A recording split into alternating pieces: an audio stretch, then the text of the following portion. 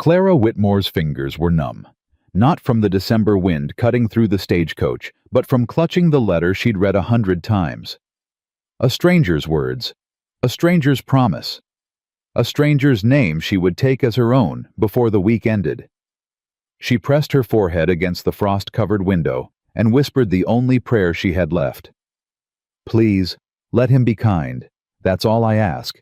Just let him be kind." The stagecoach lurched to a stop. Pine Creek, Montana. Her new home. Her last chance. If you want to follow Clara's journey to the end, subscribe to our channel and comment which city you're watching from. Now let's begin. The stagecoach door swung open, and Clara Whitmore did not move. She heard the driver's boots hit the frozen ground, heard voices outside muffled by the wind, heard her own heartbeat pounding against her ribs like a trapped bird. "Ma'am?" The driver's face appeared in the doorway. "Pine Creek, this is your stop." Clara's hand tightened on her carpetbag.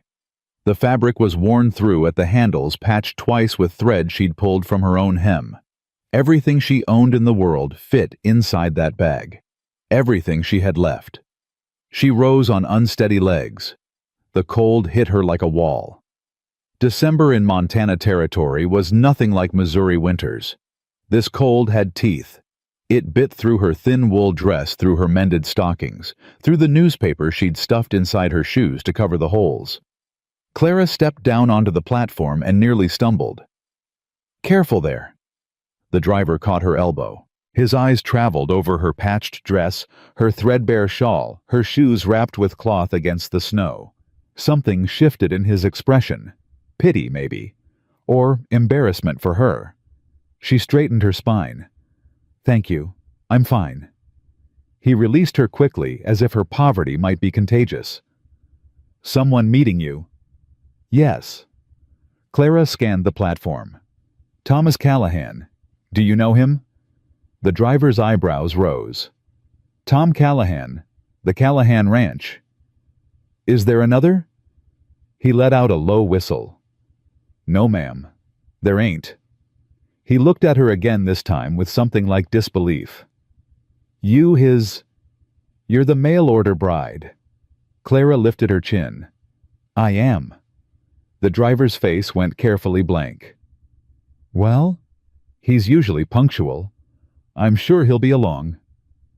He turned away too quickly. Clara watched him unload baggage for other passengers, watched families reunite with embraces and laughter, watched a young woman in a blue velvet coat fall into her husband's arms. Clara stood alone. The platform emptied. The stagecoach pulled away. The wind picked up, carrying snowflakes that stung her cheeks like tiny needles. Still, she stood. Minutes passed. 5, 10, 15. Clara's teeth began to chatter. She clenched her jaw to stop them, pressed her hands deeper into her thin shawl. Her fingers had gone from numb to burning. "He ain't coming." Clara turned. A woman stood behind her, wrapped in expensive fur, her face sharp and curious beneath a fashionable hat. "I beg your pardon, Tom Callahan." The woman's smile didn't reach her eyes. "He ain't coming. Probably took one look at you from his wagon and turned right around." Clara's stomach dropped. "I don't understand." "Don't you?" The woman stepped closer, examining Clara like she was livestock at auction.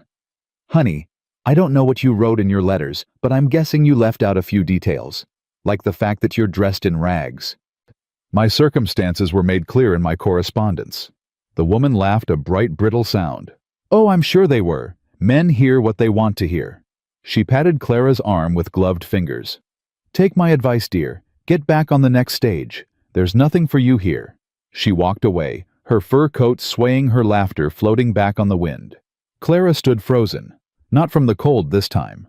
She looked down at herself, at the patches she'd sewn so carefully, each stitch precise despite the rough fabric, at her shoes wrapped like a beggar's, at her carpetbag held together with hope and thread. What had she done? She'd traveled over 1,000 miles, spent her last coins on the journey, written letters full of truth about her situation, her skills, her willingness to work. She'd been honest. Painfully, completely honest. And now she stood on a frozen platform in a strange town alone with nothing. Clara's eyes burned. She blinked hard. She would not cry. Not here. Not where anyone could see. "Excuse me." A man's voice, deep and quiet. Clara turned. He stood a few feet away, tall and broad-shouldered, his hat pulled low against the wind. His clothes were practical, worn, but well-made. Working man's clothes. His face was weathered with a short beard and dark hair showing gray at the temples. But it was his eyes that held her. Brown and warm, with something careful in them. Something guarded. "Are you Clara Whitmore?" Her voice came out steadier than she felt. "I am." He didn't move. Didn't smile. Just looked at her with those careful eyes, taking in her poverty the way everyone else had. Clara braced herself for the rejection. Instead, he removed his hat. "I'm Tom Callahan. I apologize for my lateness. The road from my ranch was blocked. I had to take the long way." Clara blinked. You came." Something flickered across his face. "Of course I came. I gave my word." Behind him, Clara noticed a small figure in the wagon. A girl, maybe 7 or 8, with dark braids and watchful eyes. She was bundled in a thick coat, clutching something to her chest. Tom followed Clara's gaze. "That's Lily, my daughter." A pause. "She wanted to meet you." Clara's throat tightened. In all her correspondence with Thomas Callahan, he'd written about Lily constantly. How she loved animals. How she was learning to read. How she needed a woman's presence in her life. That was why Clara had answered his advertisement. Not the promise of a comfortable home, not the prospect of a wealthy husband, but those words written in a careful hand. She needs someone who will be patient with her. Someone who will stay. Clara understood what it meant to need someone who would stay. "May I meet her?" Tom nodded and led her toward the wagon. Each step felt significant, weighted. Clara was aware of eyes watching from windows, from doorways. The town was small. Everyone would know by nightfall that Thomas Callahan's mail-order bride had arrived. In rags. "Lily." Tom's voice softened. "This is Miss Clara." The girl didn't speak. She studied Clara with the same careful assessment her father had, dark eyes revealing nothing. In her arms, she held a small wooden horse, worn smooth from handling. Clara knelt in the snow, ignoring the cold, seeping through her dress. "Hello, Lily. Your father told me you like animals." Lily's arms tightened around the wooden horse. Still silent. "He said you have a dog named Biscuit. I've always loved dogs." Nothing. Clara tried again. "I had a cat once when I was your age. Her name was Marmalade because she was orange like the jam. She used to sleep on my pillow and purr so loud it sounded like thunder." Lily's lips twitched. Not a smile, but close. "What happened to her?"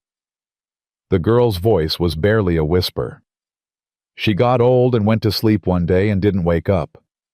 I was sad for a long time." "Did you cry?"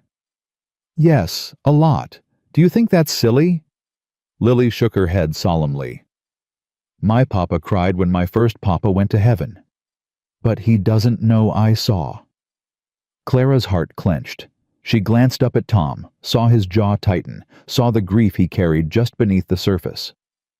"Crying isn't silly," Clara said softly. "It means we loved someone very much." Lily considered this. Then slowly she held out the wooden horse. "This is Dusty. My first papa made him for me. But my papa now, he fixes him when he breaks. He's good at fixing things." Clara took the horse carefully, examined the tiny carved mane, the smooth legs, the small chip on one ear that had been repaired with obvious care. "He's beautiful. Your papa does good work." "I know." Lily reached for the horse and Clara returned it. "Miss Clara." "Yes." "Are you cold?" Clara realized she was shivering. Her lips had gone numb, her fingers burning beneath her thin shawl. "A little." Lily turned to Tom. "Papa, she's cold. We should go home now." Something shifted in Tom's expression. He looked at Clara, really looked at her, and she saw the war playing out behind his eyes. The doubts, the questions, the uncertainty about what he'd agreed to, but he only said, "She's right. Let's get you home." He helped Clara into the wagon, his hand steady under her elbow. His grip was gentle but firm, and when she was seated, he released her immediately. Proper. Careful. Tom climbed up beside her, and Lily squeezed between them, still clutching Dusty. "It's about an hour's ride," Tom said, not looking at her. "There are blankets behind the seat." Clara reached back and found thick wool blankets well made and warm. She hesitated. "Go on," Tom said. "You'll freeze otherwise." She wrapped a blanket around her shoulders, and the warmth was so immediate, so welcome, that her eyes stung again. When had anyone last offered her warmth? They rode in silence. The town gave way to open land, white fields stretching toward distant mountains. The sky was gray and heavy with snow. Clara watched the landscape pass, aware of Tom's solid presence beside her, of Lily's small body pressed against her side. The girl had fallen asleep within minutes, her head drooping toward Clara's shoulder. Clara held very still, afraid to disturb her. "She doesn't usually warm to strangers." Tom's voice was quiet, meant only for her. "Children know things. They see what adults miss." He was silent for a long moment. Then, "What do you think she sees in you?" Clara considered the question. Maybe she sees someone who understands what it's like to lose everything and still have to get up in the morning. Tom's hands tightened on the reins. "You know about her father." "Her first father, yes. You mentioned in your letters that she was the daughter of a man who worked for you, that he died." "Jake Morrison. Good man. Good friend." Tom's voice roughened. "His wife left when Lily was 2. Just walked away one morning. Jake raised her alone for years. When he died, there was no one else." "So you took her in?" "What else was I supposed to do? Let her go to an orphanage?" He said it like the very idea was offensive. "She's mine now. The adoption will be final in spring." Clara looked down at the sleeping child, at her dark braids and peaceful face. "She's lucky to have you." "She needs a mother." Tom's jaw worked. "That's what the judge said. A proper family. A woman's presence." He paused. "That's why I wrote that advertisement." "I know. Do you—" He finally looked at her, and Clara saw the doubt he'd been hiding. "Miss Whitmore, I have to be honest with you. When I posted that advertisement, I expected, well, you expected someone with means, someone respectable. I expected the woman in your letters, educated, capable, dignified." His eyes dropped to her patched dress. "Your circumstances are more difficult than I anticipated." Clara's chin lifted. "My circumstances changed after I wrote those letters. My father died and left nothing but debts. I sold everything to pay them. I could have borrowed fine clothes and come here pretending to be something I'm not. Would you have preferred that? No. Then what?" Tom was quiet. The wagon creaked and swayed. Wind whistled across the frozen fields. "I don't know," he admitted finally. "I just don't know." Lily stirred against Clara's shoulder, murmured something in her sleep, then settled again. "I won't lie to you, Mr. Callahan." Clara kept her voice low, steady. "I have nothing. No money. No family. No prospects beyond what you offered in your letters. But I have hands that aren't afraid of work. I have a mind that was educated in the best school in St. Louis. And I have a heart that knows how to love a child who needs loving." She met his eyes directly. "If that's not enough, tell me now. I'll go back on the next stage. I won't burden you with an unwanted wife." The words hung in the cold air. Tom's jaw tightened. Something warred behind his careful eyes. Pride and poverty, expectation and reality, the opinions of a watching town, and the quiet truth of who she was. "The next stage isn't for 3 days," he said at last. "Roads might be impassable by then." "I understand. You'll stay at the ranch. We'll see how things go." It wasn't acceptance. It wasn't rejection. It was something in between, a holding pattern, a chance to prove herself or fail. Clara nodded. "Thank you." They rode the rest of the way in silence, but it was a different silence now. Less guarded, more like two people measuring each other, trying to understand what they'd gotten themselves into. The Callahan ranch appeared through the falling snow like something from a dream. A large house, well built and solid. A barn that looked newer. Fences stretching across white fields, cattle huddled against the wind. "It's beautiful," Clara said before she could stop herself. Tom glanced at her, surprised. "It's just a ranch. It's a home. There's a difference." He didn't respond, but something flickered in his expression. Something like the beginning of respect. He pulled the wagon to a stop before the house and climbed down, reaching up to take Lily from Clara's arms. The girl woke, blinking. "We're home, little bird," Tom murmured. "Let's get inside." Clara stepped down from the wagon, her legs stiff from the cold ride. She stood in the yard, looking up at the house, at the smoke rising from the chimney, at the warm light glowing behind the windows. 3 days. She had 3 days to prove her worth. 3 days to convince this careful, guarded man that she was more than her poverty. 3 days to show a wounded little girl that some people do stay. The front door opened, and an older woman appeared, wiping her hands on her apron. "About time I was worried sick. Road's clear enough." "We made it." Tom carried Lily toward the house. "Mrs. Brennan, this is Clara Whitmore. Clara, this is my housekeeper, Ida Brennan. She's been with me since I built this place." Ida's sharp eyes swept over Clara's threadbare dress, her patched shawl, her wrapped shoes. Her expression revealed nothing. "Well," Ida said briskly, "you look half frozen. Come inside before you catch your death. I've got stew on the stove and coffee hot." Clara followed them into the house, and the warmth hit her like an embrace. She hadn't realized how cold she'd become until heat surrounded her, seeping into her frozen fingers, her numb toes, her aching bones. The house was simple but well made. Wooden floors worn smooth by years of use. A stone fireplace with a fire crackling bright. Furniture that was practical rather than fancy, built for comfort and durability. "Sit by the fire," Ida ordered. "I'll bring you something hot." Clara obeyed, too cold and overwhelmed to argue. She sank into a chair by the hearth, her shaking hands stretched toward the flames.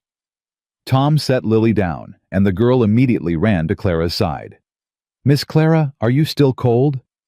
"Getting warmer. This fire helps a lot." Lily nodded seriously. "Papa built this fireplace. He's good at building things. I told you." "You did." Tom watched them from across the room, his expression unreadable. He'd removed his hat, and Clara could see his face more clearly now. Strong features, lines around his eyes that spoke of years squinting against the sun, a mouth that looked like it had forgotten how to smile. "I need to see to the horses," he said. "Lily, show Miss Clara to her room, the one at the end of the hall." "The blue room?" "Yes." He was gone before Clara could respond, the door closing firmly behind him. Ida appeared with a steaming cup. "Coffee. Drink it before it gets cold." Clara wrapped her hands around the cup, let the heat soak into her palms. "Thank you, Mrs. Brennan." "Ida. Everyone calls me Ida." The older woman studied Clara with shrewd eyes. "You've had a long journey." "Very long." "From Missouri," Tom said. "Yes, St. Louis." Ida's expression softened slightly. "Well, you're here now. That's what matters." She patted Clara's shoulder, the gesture surprisingly gentle. "Rest tonight. Tomorrow's soon enough for getting acquainted." She returned to the kitchen, leaving Clara alone with Lily. The girl tugged at Clara's hand. Come on, I'll show you your room. Clara rose, still clutching her coffee, and followed Lily down a narrow hallway. The girl chattered as she walked. This is Papa's room, and this is my room, and this... She pushed open a door at the end of the hall.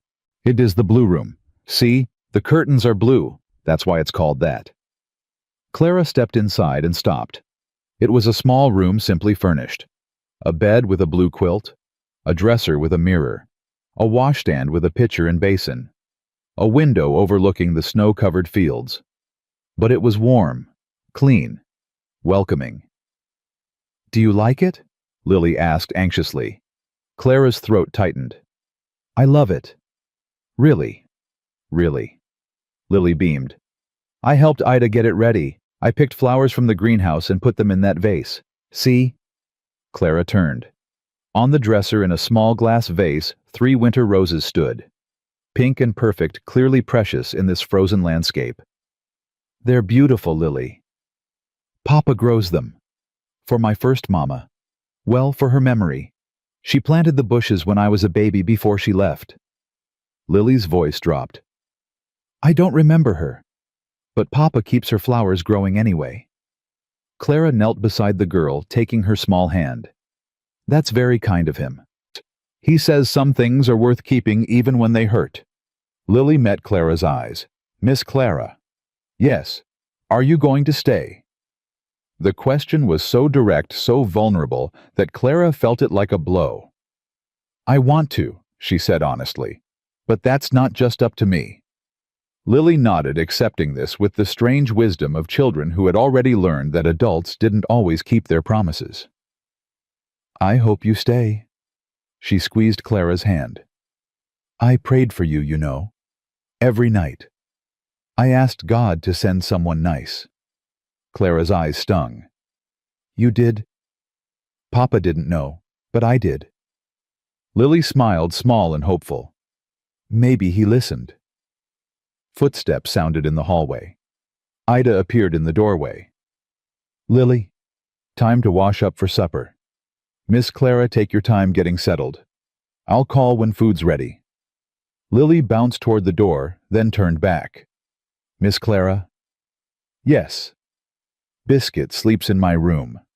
If you get lonely tonight, I can bring him to visit you. Clara managed a smile. I'd like that.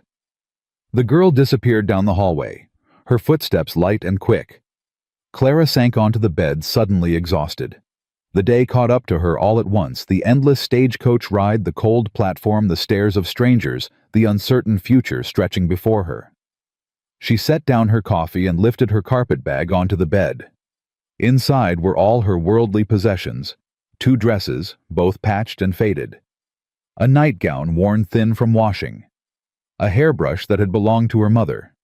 A book of poetry her father had given her for her 16th birthday. And a small wooden box containing her only treasures, a locket with her parents' photographs, a ribbon from her mother's hair, and the letters Thomas Callahan had written. Clara pulled out the letters and spread them on the bed. 23 letters over 4 months. She knew them by heart. I am a plain man, Miss Whitmore. I don't know fancy words or pretty speeches, but I can promise you a warm home, honest work, and a child who needs a mother's love. Lily asked me today what you look like. I told her I don't know yet. She said it doesn't matter as long as you're kind. I reckon she's right. I should warn you, this territory is not gentle. Winters are harsh, summers are harder. The work never ends. If you're looking for an easy life, you won't find it here. But if you're looking for a purpose, for a place where you're needed, for a family that will value you for who you are and not what you bring, maybe this could be home. Clara pressed the last letter to her chest. He'd offered her exactly what she needed: purpose, belonging, value. And she'd arrived with nothing to offer in return but herself. Would that be enough? A knock at the door interrupted her thoughts. Come in. Tom stood in the doorway, still in his work clothes, still wearing that careful expression. Supper's ready. If you want to wash up first, there's warm water in the pitcher. Thank you. He didn't leave. He stood there looking at her, at the letters spread across the bed. You kept them. Clara gathered the letters quickly. Of course I kept them. Why? She looked up at him, at this man who had offered a stranger hope. Because you were honest with me. You told me exactly what to expect, the hardship, the work, the isolation. You didn't paint pretty pictures to lure me here. You told me the truth. She held up the final letter. And then you wrote this, a family that will value you for who you are, not what you bring. Do you know how rare that is, Mr. Callahan, to find someone who cares about who you are? His expression shifted. Something cracked beneath the careful surface. I meant every word. Then why do you look at me like you're already regretting your decision? The question hung between them, sharp and honest. Tom stepped into the room, closing the distance between them. He stopped a few feet away, close enough that Clara could see the weariness in his eyes, the tension in his jaw. I don't regret anything, he said slowly. I'm just scared. Clara blinked. Scared? Lily's already attached to you. I saw it on that platform. I saw how she looked at you. If this doesn't work out, if you leave... He stopped, his voice rough. I can't watch her lose someone else. Then don't send me away. It's not that simple. Why not? Tom's hands clenched at his sides. Because this town will make your life miserable. They'll judge you, mock you, call you the beggar bride behind your back and to your face, and I can't protect you from all of it. Clara stood facing him directly. I didn't come here expecting protection. I came here expecting a chance.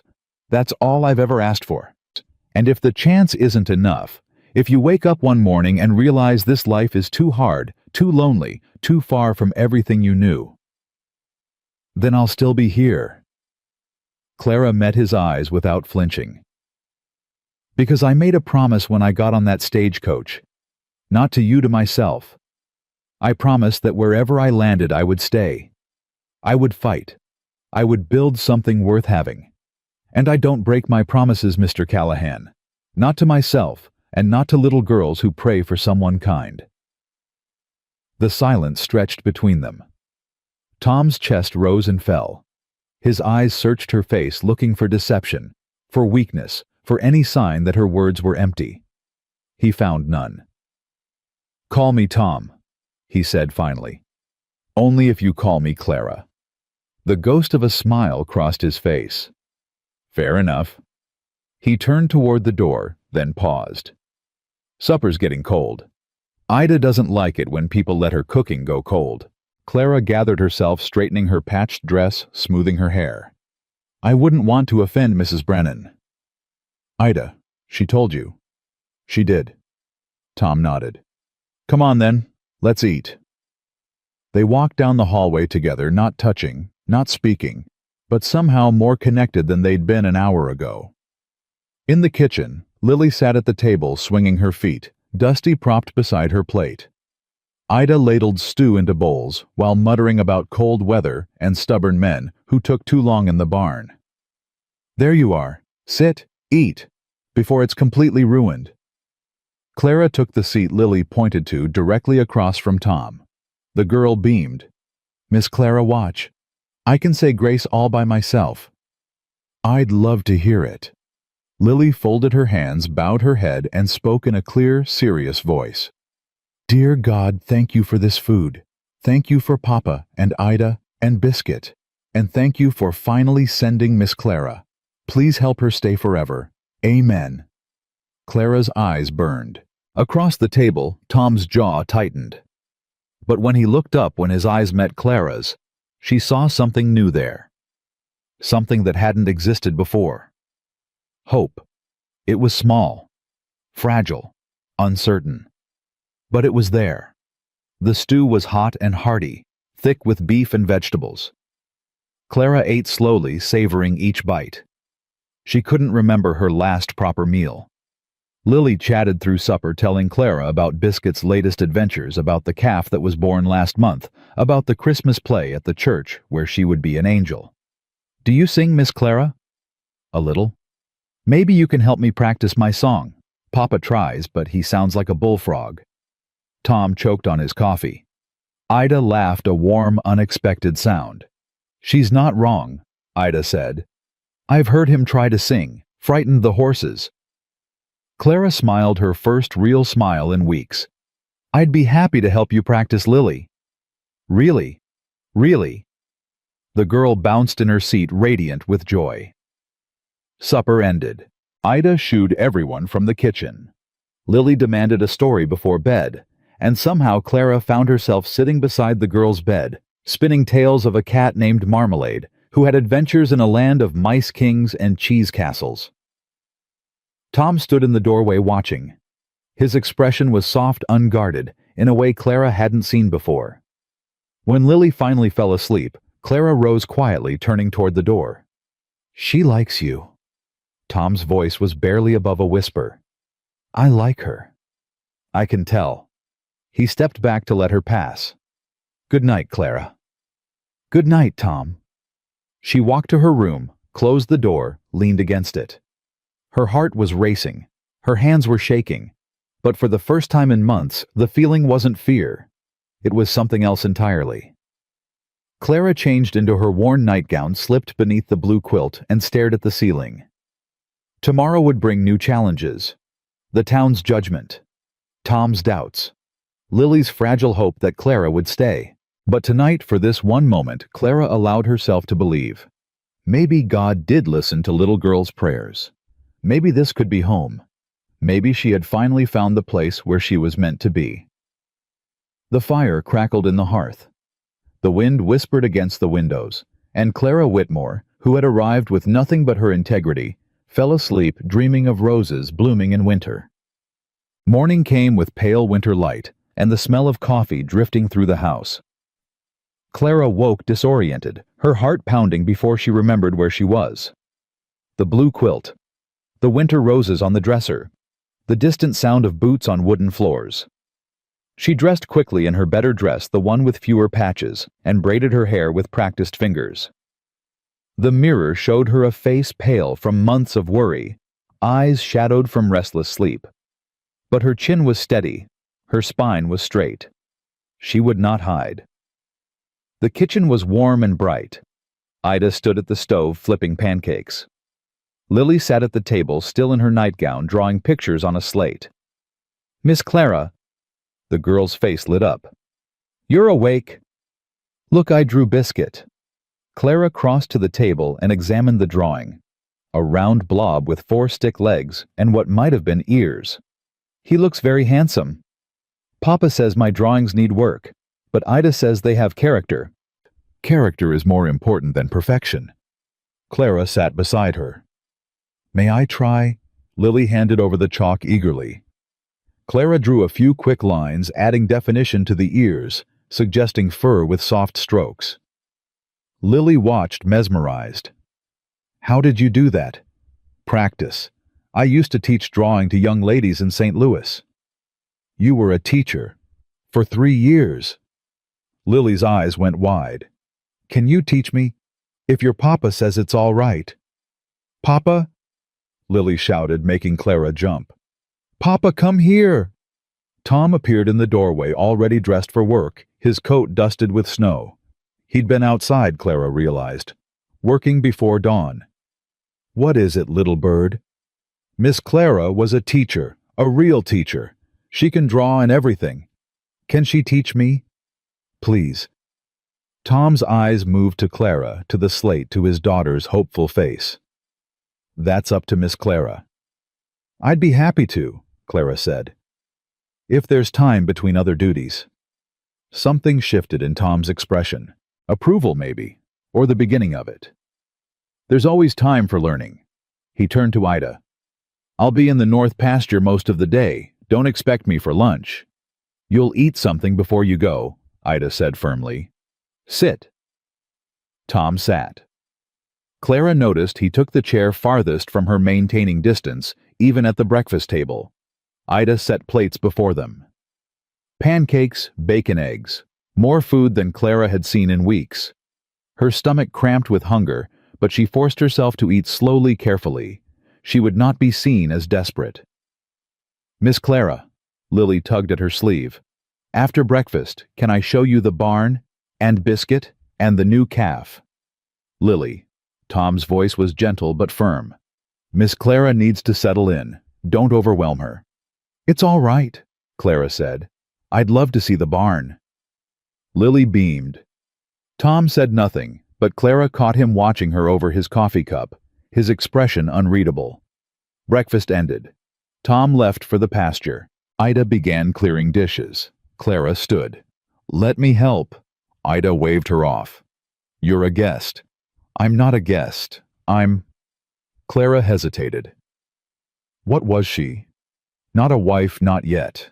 Maybe not ever. I'm here to be useful. Please, let me help.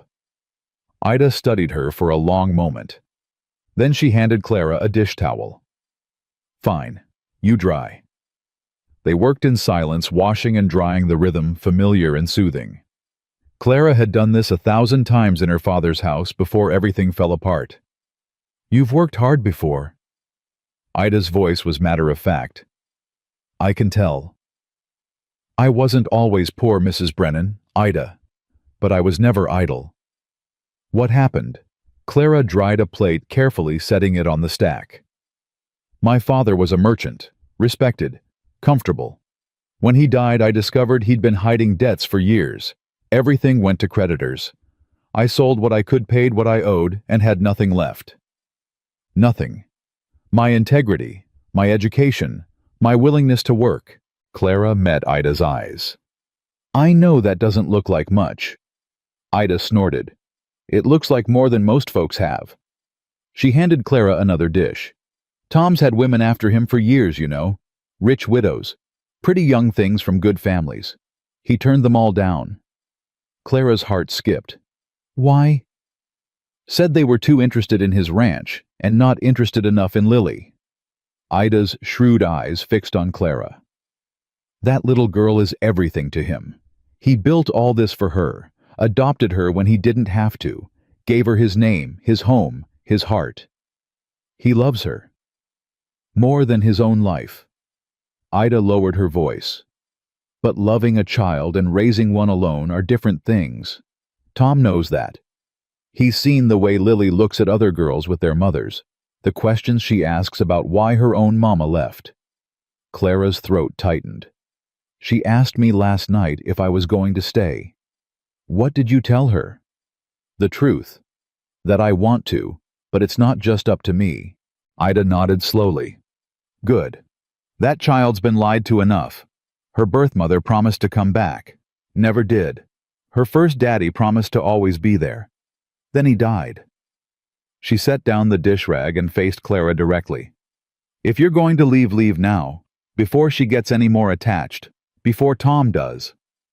Tom isn't attached to me. Ida laughed short and sharp. Honey, that man stood at his window for an hour last night watching your light. He's been stone cold since I've known him. Never looked at a woman twice. But he looks at you like you're a puzzle he can't figure out. She patted Clara's arm. Give him time. He's been alone so long he's forgotten how to let anyone in. Before Clara could respond, Lily burst through the kitchen door. Miss Clara, are you ready? Biscuit wants to meet you. Ida shooed them toward the door. Go on, I'll finish here. Clara let Lily lead her outside into the bright, cold morning. The snow had stopped overnight, leaving the world white and glittering. Lily ran ahead, her braids bouncing, her laughter ringing across the frozen yard. The barn was large and warm, smelling of hay and animals. Biscuit turned out to be a small brown dog with floppy ears and an enthusiastic tail. He launched himself at Clara the moment she entered, licking her hands, her face, her patched dress. Biscuit, no. Lily grabbed his collar. Sorry, he gets excited. Clara knelt, letting the dog sniff her properly. Hello, Biscuit. I've heard a lot about you. The dog's tail wagged so hard his whole body shook. He flopped onto his back, offering his belly. He likes you. Lily clapped her hands. He doesn't like everyone. He bit Mr. Crawford once. Mr. Crawford? The banker. He comes sometimes to talk to Papa about money stuff. Biscuit doesn't trust him. Lily leaned close, whispering. I don't either. He smiles, but his eyes don't smile. Do you know what I mean? Clara knew exactly what she meant. Some people are like that. It's smart to notice. That's what Papa says. Lily tugged Clara deeper into the barn. Come see the calf. Her name is Snowflake because she was born during a storm. They spent an hour in the barn, visiting animals, exploring corners, listening to Lily's endless chatter. Clara learned about every horse, every cow, every chicken. She learned about Lily's favorite hiding spots, and the cat who lived in the hayloft, and the owl who hooted at night. By the time they returned to the house, Clara's cheeks were pink with cold, and her heart was lighter than it had been in months. Miss Clara? Lily held her hand as they walked. What was your mama like? The question caught Clara off guard. She was kind, gentle. She taught me to sew and cook and read. She died when I was 12. That's sad. Yes, but I remember her. That's what matters. I don't remember my mama at all. Lily's voice was small. Sometimes I try really hard, but there's nothing there. Just empty. Clara stopped, knelt in the snow, took Lily's hands in hers. That's not your fault. You were very young when she left. Papa says she wasn't ready to be a mother, that it wasn't about me. Lily's eyes glistened. But sometimes I think maybe I wasn't good enough. Maybe if I'd been better. No. Clara's voice was fierce. Listen to me, Lily. Some people can't love the way they should. It's broken inside them. But that brokenness is theirs, not yours. You are good enough. You have always been good enough. Tears spilled down Lily's cheeks. Promise. I promise. Clara pulled the girl into her arms, held her tight against the cold. And I don't break my promises. Not ever. They stayed like that for a long moment, two lost souls holding each other in the snow. When they finally went inside, Ida took one look at them and sent Lily to wash her face while fixing Clara with a knowing stare. You're good with her. Clara shed her shawl, hung it by the fire. She's easy to love. So are you. Ida's voice was soft, almost gentle. Tom sees it, even if he won't admit it yet. The days that followed took on a rhythm. Clara rose early, helped Ida with breakfast, spent mornings teaching Lily letters and numbers and drawing. Afternoons she worked beside Ida, learning the house's routines, proving her usefulness in 100 small ways. She mended the curtains in the parlor, repaired the hem of Lily's church dress, organized the pantry with efficiency that made Ida nod with approval. She wasn't afraid of hard work. She never had been. Tom watched from his careful distance. He ate meals with them, asked Lily about her lessons, listened to her excited reports of Clara's teaching. But he rarely addressed Clara directly, rarely stayed in a room with her longer than necessary. Still, she caught him looking, caught the questions in his eyes, the uncertainty, the cautious hope he couldn't quite hide. On the fourth day, the banker came to call. Clara was in the parlor helping Lily practice her letters when she heard hooves in the yard. Biscuit erupted in barks, pressing against Lily's legs. That's Mr. Crawford. Lily's face clouded. I don't like him. Lily! Clara kept her voice calm. Remember what we talked about. You don't have to like everyone, but you must be polite. Tom emerged from his study, his expression tight. He opened the front door before Crawford could knock. Silas, wasn't expecting you. Just a friendly visit. The man who stepped inside was tall and lean, dressed in clothes too fine for ranch country. His smile was wide, his teeth too white, his eyes sweeping the room until they landed on Clara. Well, this must be the mail-order bride. Clara rose, her spine straight. Clara Whitmore. Silas Crawford. He removed his hat, still smiling that empty smile. I've heard quite a bit about you. I imagine you have. Something flickered in his eyes. Interest, maybe, or challenge. The whole town's been talking. Tom Callahan's mysterious bride arriving on Christmas Eve. His gaze traveled over her dress, her mended sleeves, her practical shoes. The stories don't do you justice. Stories rarely do. Tom stepped between them, his shoulders tense. What brings you out, Silas? Business. As always. Crawford's attention shifted reluctantly from Clara to Tom. There's a matter we should discuss, privately. Tom glanced at Clara, at Lily, at the room that had been warm with learning moments before. My study. The men disappeared down the hall. Lily pressed against Clara's side. I told you, the girl whispered. His eyes don't smile. Clara stroked her hair. Some people are harder to read than others, but you're right to trust your instincts. They returned to their lessons, but Clara's mind was elsewhere. She heard the low murmur of voices from the study, too quiet to make out words, but sharp with tension. Once Tom's voice rose harsh and angry, before going quiet again. 20 minutes later, the study door opened.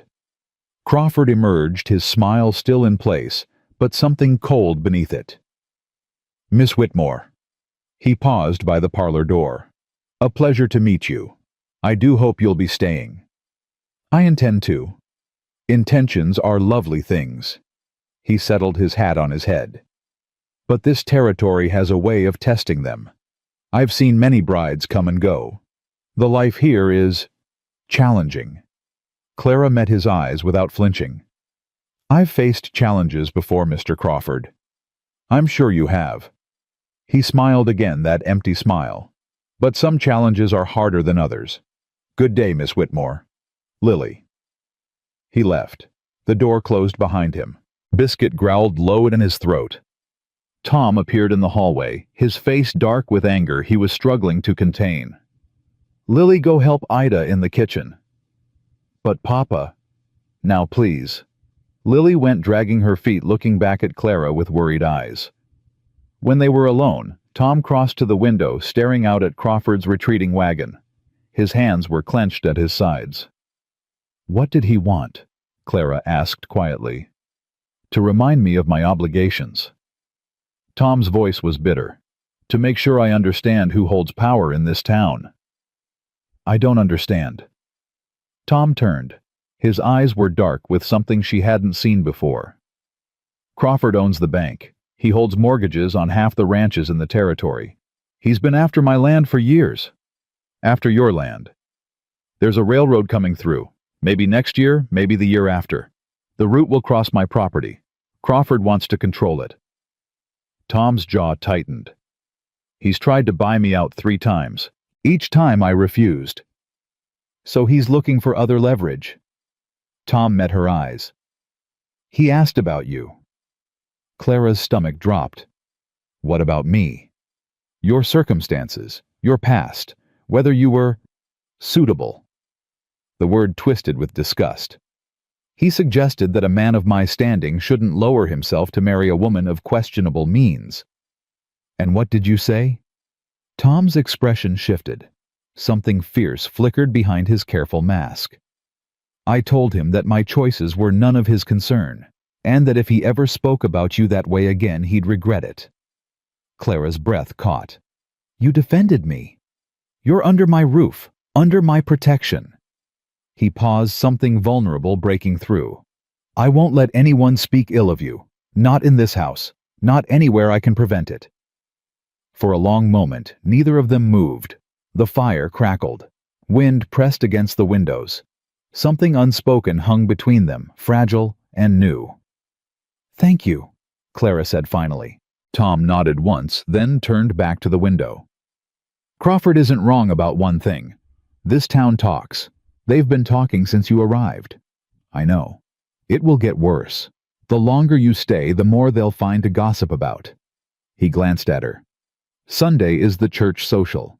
Everyone will be there. Everyone will be watching. Are you telling me not to go? I'm telling you what to expect. His voice gentled. But the choice is yours. It always will be.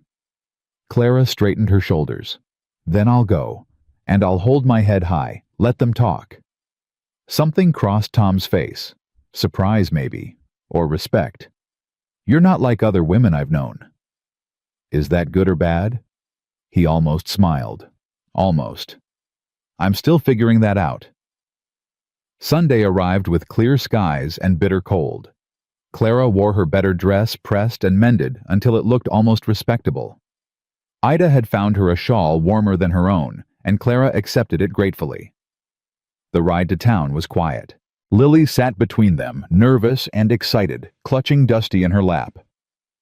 Tom handled the horses with easy skill, his face revealing nothing. Clara watched the landscape pass white fields and dark pines, distant mountains, sharp against the blue sky. Beautiful and brutal. This territory would not be gentle to her. But then, nothing had been gentle to her for a long time. The church was small and whitewashed, its steeple rising against the winter sky. Wagons crowded the yard. Families in their Sunday best streamed toward the doors. Tom helped Clara down from the wagon. His hand was warm and steady, lingering a moment longer than necessary before he released her. Ready. Ready. They walked toward the church. Clara felt the eyes on her immediately. Whispers rose like wind through grass. She heard fragments sharp and cruel. That's her. Look at that dress. Practically rags. Poor Tom. What was he thinking? She kept her chin up her spine straight. Lily held her hand tight. Ignore them, the girl whispered. They're just mean. Some people are, but we're not. Inside the church was warm and crowded. Tom guided them to a pew near the front, ignoring the stairs that followed. Clara sat beside him, Lily between them, painfully aware of every eye fixed on her back. The service passed in a blur. Clara heard little of the sermon. She was too conscious of the whispers, the glances, the weight of judgment pressing down on her. When it ended, the congregation spilled into the yard for the social. Tables had been set up laden with food. Children ran and laughed. Adults gathered in clusters, conversation buzzing. Tom was immediately claimed by a group of ranchers pulled away to discuss cattle prices and weather predictions. Clara stood alone with Lily, vulnerable and exposed. A woman approached. Clara recognized her from the platform the first day, expensive fur, sharp smile eyes like chips of ice. Widow Mason, she'd learned. The town's self-appointed arbiter of respectability. Miss Whitmore. The widow's voice carried, designed to be overheard. How are you finding our little community? Everyone has been very welcoming. Has Tom treated you well? Given you proper clothes yet? The insult was barely veiled. Clara felt heat rise in her cheeks, but kept her voice steady. Mr. Callahan has been a generous host. I'm sure he has, though I do wonder. The widow leaned closer, voice dropping to a stage whisper.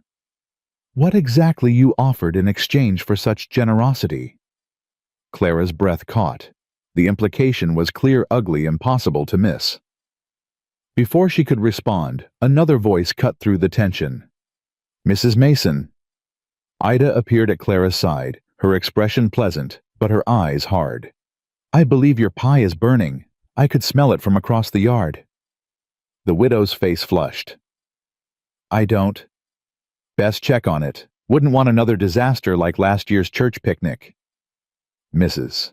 Mason retreated, her dignity in tatters. Ida watched her go, then turned to Clara with a grim smile. Don't let her get to you. That woman's been spreading poison since before I was born. She thinks I'm... Clara couldn't finish the sentence. She thinks whatever makes her feel superior. That's her nature. Ida squeezed Clara's arm.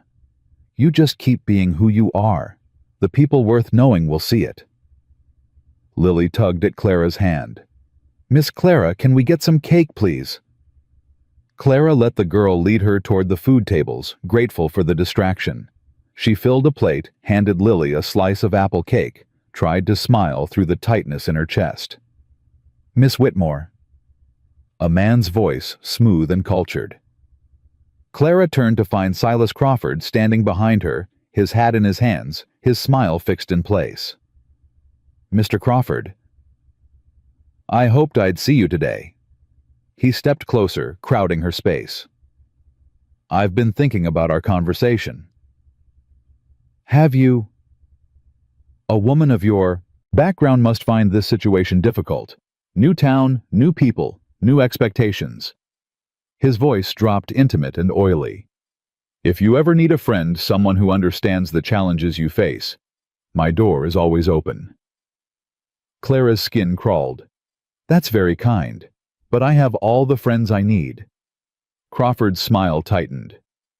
To you, Tom Callahan is many things, but he's not known for warmth. A man like that, cold, distant, too focused on his land and his orphan girl, he can't give you what you need. And what do I need, Mr. Crawford? Security, position, someone who appreciates your qualities. He moved closer still. Tom sees a housekeeper, a governess for his charity case. I see something more. What do you see? A woman who deserves better than charity. A woman who could be a partner, not a servant. His hand brushed her elbow. Think about it, Miss Whitmore. My offer stands. Hey! Tom's voice cut through the air like a blade. He stood 10 feet away, his face dark with controlled fury. Crawford stepped back smoothly, his mask sliding into place. Tom, we were just chatting. Were you? It wasn't a question. Tom crossed to Clara's side, positioning himself between her and the banker. Clara, Lily's looking for you. Clara didn't need to be told twice. She moved past Crawford, her heart pounding her skin, still crawling from his touch. Behind her, she heard Tom's voice, low and dangerous. Stay away from her, Silas. She's not your wife yet, Tom. She's under my protection. That's all that matters. Clara gathered Lily, guided her away from the tension. But she couldn't stop thinking about Crawford's words, about the threat that lurked beneath his smooth smile. He would be a problem. She knew it in her bones. And she had no idea how to stop him. The ride home was silent. Tom's jaw was tight, his hands white-knuckled on the reins. Lily dozed between them, exhausted from the day's excitement. When they reached the ranch, Tom lifted Lily from the wagon and carried her inside. Clara followed, her mind churning. She helped Ida put Lily to bed, then retreated to the parlor, staring into the fire without seeing it. Footsteps behind her. Tom's voice rough and tired. I'm sorry about Crawford. Clara didn't turn. It's not your fault. It is.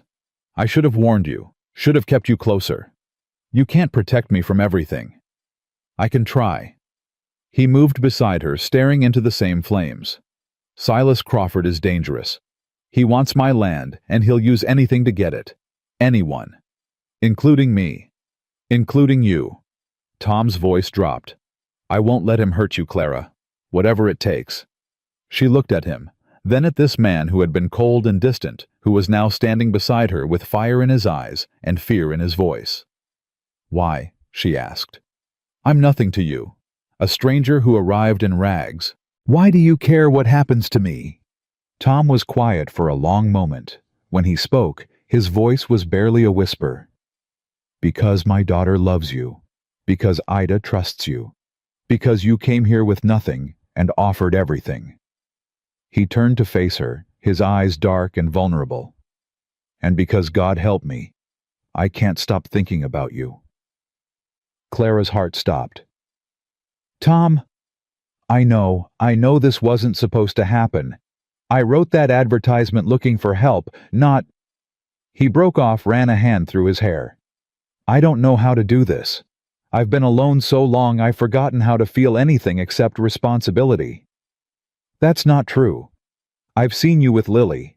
You feel deeply. For her. Only for her. His voice cracked. Until now. The fire crackled. The wind pressed against the windows. Two people stood in the warm light. Everything between them changed. Clara reached out, touched his hand. His fingers closed around hers, strong and trembling. I'm scared too, she whispered. Terrified, actually. But for the first time in months, I'm scared of losing something, not just surviving. Tom's free hand rose, hesitated, then brushed a strand of hair from her face. His touch was gentle, reverent. Stay, he said. Not because of the arrangement. Not because you have nowhere else to go. Stay because you want to. Clara looked into his eyes and saw everything he couldn't say. The loneliness, the hope, the desperate need to believe that someone could love him for who he was, not what he had. "I want to," she said. And for the first time since she'd known him, Thomas Callahan smiled. It transformed his face, softened the hard lines, lit his dark eyes with warmth she'd never seen. "Then stay." "I will." They stood there, hands clasped, smiles trembling, while the fire burned low and the night deepened around them. Tomorrow would bring new challenges. Crawford's threats, the town's whispers, the uncertain path ahead. But tonight, two lonely hearts had found each other, and that was enough. The days after the church social passed in fragile peace. Tom still kept his distance during daylight hours, but evenings found them together in the parlor, talking quietly while Lily slept. They spoke of small things at first: his cattle, her teaching, the weather that threatened more snow. But slowly, carefully, they began to share deeper truths. Clara learned that Tom had built his ranch from nothing, working as a hired hand, until he saved enough to buy his first 10 acres. She learned about his mother, who had worked herself to death, and his father, who had abandoned the family without a word. She learned why he kept everyone at arm's length, why trust came so hard to him. And she told him her own stories, about her father's slow decline into debt and denial, about the creditors who had come the day after his funeral before she'd even dried her tears, about selling her mother's jewelry piece by piece until nothing remained but the locket she still wore against her heart. They didn't touch again after that night by the fire, but something had shifted between them, a wall crumbling brick by brick. Lily noticed. Children always noticed. "Papa smiles now," she told Clara one morning while practicing her letters. "He didn't used to smile. Ida says you're good for him." "Ida talks too much." "She says that too." Lily grinned. "Miss Clara, are you going to marry Papa?" Clara's pen slipped, leaving a dark blot on the paper. "That's a complicated question, sweetheart." "Why, you live here. You take care of us. Papa looks at you the way Mr. Henderson looks at Mrs. Henderson at church. How does he look at her? Like she's a present he can't believe he gets to keep." Clara's heart clenched. "Where did you hear that?" "I made it up." Lily looked proud. "Am I good with words?" "You're very good with words." The front door opened with a blast of cold air. Tom stamped snow from his boots, his face ruddy from the wind. He paused when he saw them at the table, and something softened in his expression. "Hard at work." "Miss Clara says I'm good with words," Lily announced. "She's right." Tom crossed to them, ruffling Lily's hair. His hand brushed Clara's shoulder as he passed the touch, brief and deliberate. "I'm riding into town for supplies. Need anything?" "Ida has a list." He nodded, but didn't move. His eyes held Clara's, full of things unsaid. "I won't be long." "Be careful. The roads are bad." "Always am." He left, and Clara found herself staring at the closed door long after the sound of hooves faded. Tom didn't return that afternoon. By evening, Clara found herself pacing the parlor, while Ida pretended not to notice. Lily had been put to bed early, sensing the tension in the house. "He's probably just waiting out the weather," Ida said, not looking up from her mending. "It's been hours. Tom knows these roads better than anyone. He's fine." But Clara heard the worry beneath Ida's calm words. The older woman's needle moved faster than usual, her stitches tight and uneven. The clock struck 8, then 9. Clara's pacing grew more frantic. "I'm going to look for him." "In this weather? Don't be foolish." "Something's wrong. I can feel it." Before Ida could argue, hooves sounded in the yard. Clara flew to the door, yanking it open. Tom half fell from his horse, catching himself on the porch rail.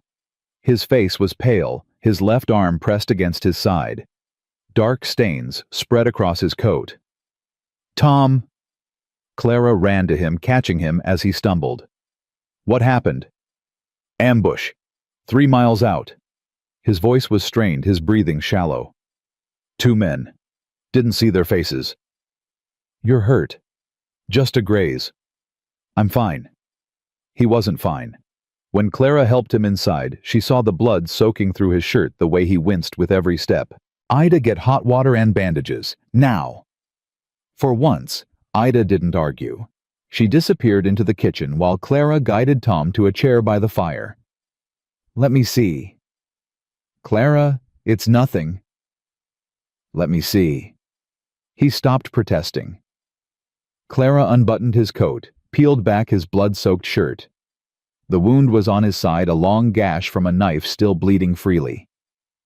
This needs stitching. Ida can do it. I can do it. I helped the doctor in St. Louis during the fever epidemic. Clara's hands were steady, despite the fear churning in her stomach. I've sewn up worse than this.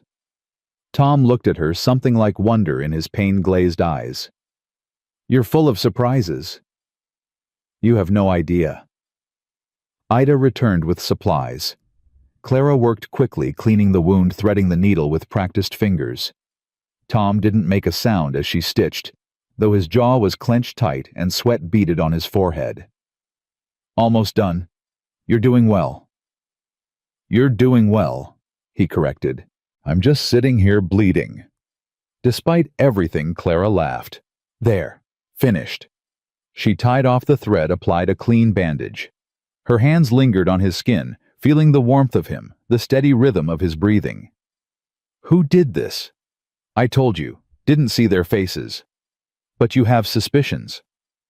Tom was quiet for a long moment. When he spoke, his voice was hard. Crawford's been trying to force me out for years. Buying up water rights, blocking access to grazing land, legal tricks and dirty deals. You think he hired men to attack you? I think he's getting desperate. The railroad surveyors came through last month. The route is confirmed. My land is worth 10 times what it was. Tom's hand found Clara's, gripped it tight. He'll do anything to get it. Then we go to the sheriff. The sheriff plays poker with Crawford every Friday night. Half the town owes him money. Tom's eyes were dark with frustration. There's no proof. Just my word against his. So what do? We wait, we watch, and we don't let our guard down. Clara's mind raced. Crawford's oily smile, his threats at the church social, the way he'd looked at her like she was a piece in his game. He mentioned me, she said slowly. At the social, he said you weren't my husband yet, like he was already planning something. Tom's grip tightened. What exactly did he say? That I deserved better than charity, that he could offer me security. The word hung in the air, ugly and loaded. He's trying to get to me through you. Tom's voice was low, dangerous. If he can't take my land, he'll take everything else. I'm not a thing to be taken. I know that. But Crawford doesn't see people. He sees opportunities. Tom pulled her closer, his wounded side forgotten. Clara, I need you to be careful. Don't go anywhere alone. Don't trust anyone from town. I can take care of myself. I know you can. But I can't. His voice cracked. I can't lose you. Not now. Not when I've finally... He didn't finish. He didn't have to. Clara leaned forward and pressed her lips to his forehead, a gesture of comfort, of promise. You won't lose me. I'm not going anywhere. They stayed like that for a long moment, her hand in his, her lips against his skin. Then Ida cleared her throat from the doorway. If you two are done, he needs to rest. Doctor's orders. I don't remember you getting a medical degree, Tom said dryly. Don't need one to know when a stubborn man is pushing himself too hard. Ida fixed him with a stern look. Bed. Now. Tom let Clara help him to his room, leaning on her more than he wanted to admit. At the door, he paused. Thank you for patching me up. Thank you for coming home. His hand rose, cupped her cheek. I'll always come home, as long as you're here waiting. He disappeared into his room, and Clara stood in the dark hallway, her heart full of feelings she couldn't name. Morning brought new troubles. Clara woke to raised voices in the kitchen. She dressed quickly, braided her hair with shaking fingers, and hurried toward the noise. Ida stood at the stove, her back rigid with anger. Across from her, a young man Clara didn't recognize twisted his hat in his hands. "What's going on?" The young man jumped. "Miss, I'm just the messenger. Don't shoot me." "What message?" Ida turned her face pale. "Mr. Crawford has called in Tom's loan." Clara's blood went cold. "What loan?" "From 3 years ago. Tom borrowed to expand the ranch, buy more cattle. He's been paying it back regular, never missed a payment." Ida's voice shook with fury. "But there's a clause. If the bank determines the borrower is a risk, they can demand full repayment within 30 days. And Crawford just determined Tom is a risk. The day after someone tried to kill him. Funny coincidence, isn't it?" Clara took the paper from Ida's hands. The words blurred before her eyes. 30 days. Full balance due. Failure to pay will result in seizure of property and assets. "How much does he owe?" Ida told her. Clara's stomach dropped. It was more than she'd ever seen. More than her father had lost. More than seemed possible for one man to pay. "Can he get it?" "Not in 30 days. Not without selling half the herd. And even then..." Ida shook her head. "Crawford planned this. He's been waiting for the right moment." Clara's hands clenched around the paper. "Where's Tom?" "In the barn, trying to work with that wound half-healed. Fool man." Clara found him exactly where Ida said. He stood at his workbench, one hand pressed against his injured side, the other gripping the wood like it was the only thing keeping him upright. "You should be in bed."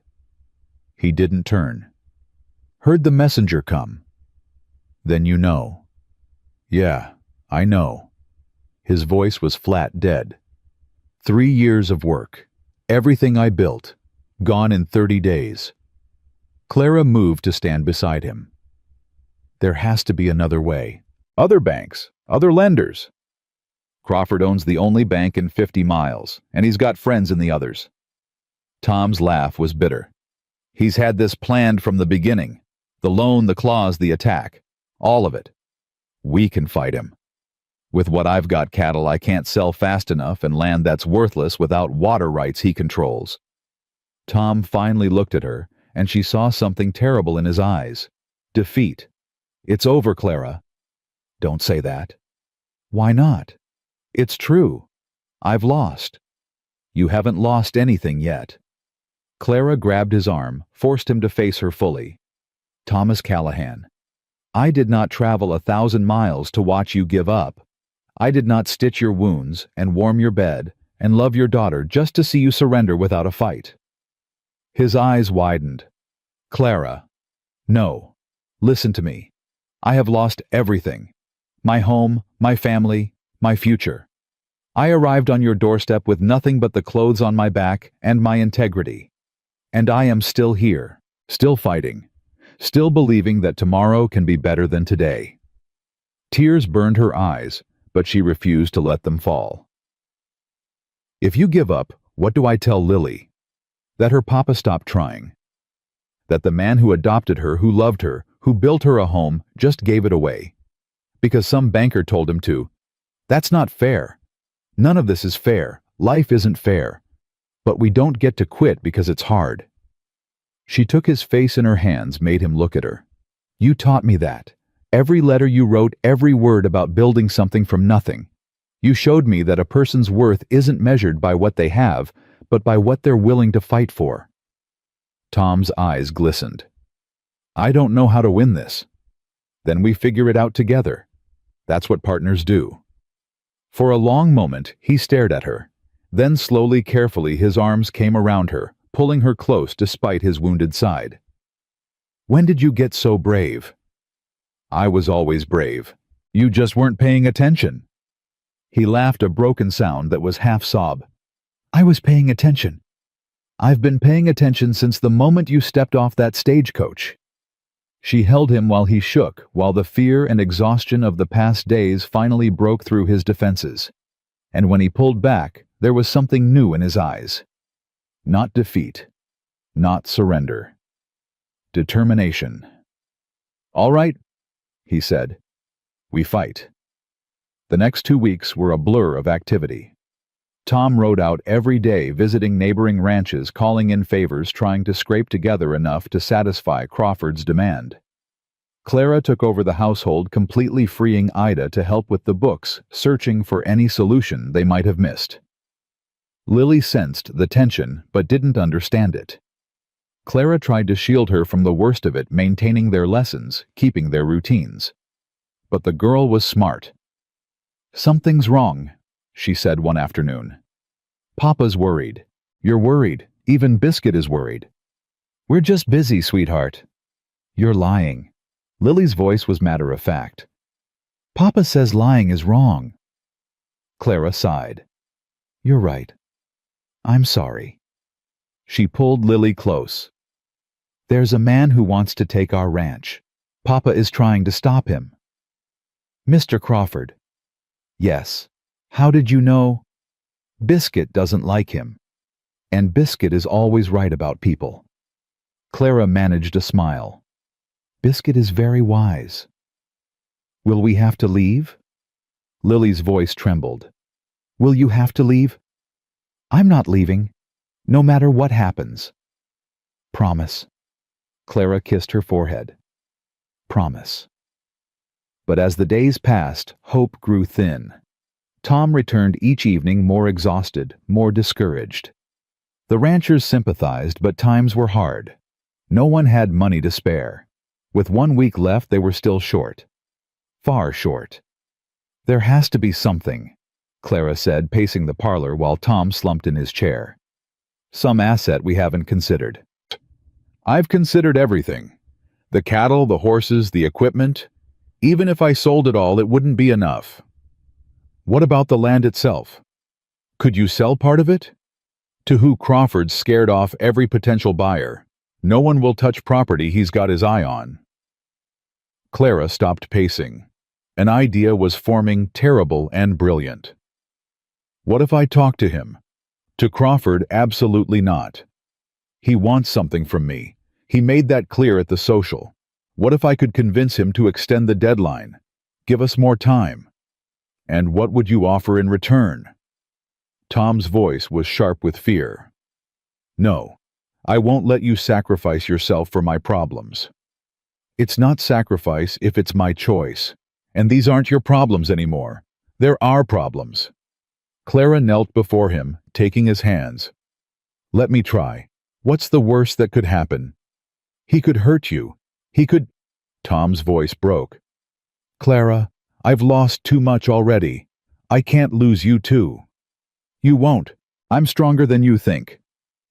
She went the next morning. Tom argued, pleaded, nearly forbade her. But Clara was unmoved. This was her fight too, and she would face it on her own terms. The bank was a solid brick building in the center of town. Clara climbed the steps with her head high, ignoring the stares of passers-by. The tellers watched her cross the lobby, their whispers following like flies. "Miss Whitmore." Crawford rose from behind his desk, his smile spreading like oil on water. What a pleasant surprise. "Mr. Crawford, I've come to discuss Tom Callahan's loan." "Ah." He gestured to a chair. "Please sit. May I offer you tea?" "This isn't a social call." "No, I suppose not." He settled back in his chair, studying her with those cold, smiling eyes. "You've come to beg for more time. I've come to negotiate." "With what? You have nothing to offer." Clara met his gaze without flinching. "I have something you want." Crawford's smile widened. You've been clear about your interest in me, at the social, in your conversation with Tom." Clara kept her voice steady, despite the revulsion churning in her stomach. "I'm here to discuss terms." For a long moment, Crawford said nothing. Then he laughed, a cold, ugly sound. Miss Whitmore, you surprise me. I expected tears and pleading, not negotiation. He leaned forward, his eyes hungry. What exactly are you proposing? Clara's heart pounded. She was walking a razor's edge, and one wrong step would cut her to pieces. I'm proposing that you extend the loan deadline by 6 months. In exchange, I'll consider your previous offer to discuss a different arrangement. Crawford's tongue darted across his lips. You would leave Callahan come to me. I'm discussing possibilities, not making promises. That's not good enough. Crawford rose, circled his desk, came to stand too close to her chair. I want more than possibilities. Clara forced herself not to flinch. What do you want? Dinner, tomorrow night, at my home, alone. And if I agree, I'll extend the deadline. Give your precious rancher 3 more months. Clara's stomach turned. Dinner alone with this man. The implications were clear. But 3 months. 3 months to find another solution, to save the ranch, to save her family. 1 dinner, that's all. For now. Crawford's smile sharpened. We'll discuss future arrangements over the meal. Clara rose, putting distance between them. Tomorrow night. What time? 7. I'll send a carriage. I'll make my own way. She left without looking back, feeling his eyes on her like a physical weight. Outside she walked until she found an alley, then leaned against the wall and let the shaking take her. What had she done? What had she agreed to? But when she thought of Tom's face, of Lily's voice, asking if they would have to leave, she straightened her spine and dried her eyes. She would do whatever it took to save her family, even if it destroyed her. Tom was waiting when she returned, his face pale with worry. What happened? What did he say? Clara couldn't meet his eyes. He agreed to extend the deadline. 3 more months. 3 months. Clara, that's wonderful. Tom grabbed her hands, relief flooding his features. How did you convince him? I negotiated. With what? The silence stretched. Tom's relief faded, replaced by growing horror. Clara, what did you promise him? Nothing, just dinner. Tomorrow night. Tom dropped her hands like they burned. Dinner. It's just a meal. I can handle him. Alone. At his house. Tom's voice rose. Do you have any idea what that means? What he'll expect? I know exactly what it means, and I'm doing it anyway. The hell you are. Tom's face was dark with fury. I won't let you prostitute yourself to save my ranch. The word hit Clara like a slap. Is that what you think of me? No, it's what I think of him, of what he'll try to do. I'm not naive, Tom. I know what kind of man Crawford is, but I also know what I'm capable of handling. Clara's voice hardened. I survived poverty. I survived humiliation. I survived arriving in rags to a town that despised me. I can survive 1 dinner. And if he doesn't stop at dinner, if he tries to, then I'll handle it. How? Clara reached into her pocket and pulled out a small derringer, pearl-handled and deadly. Tom stared. Where did you get that?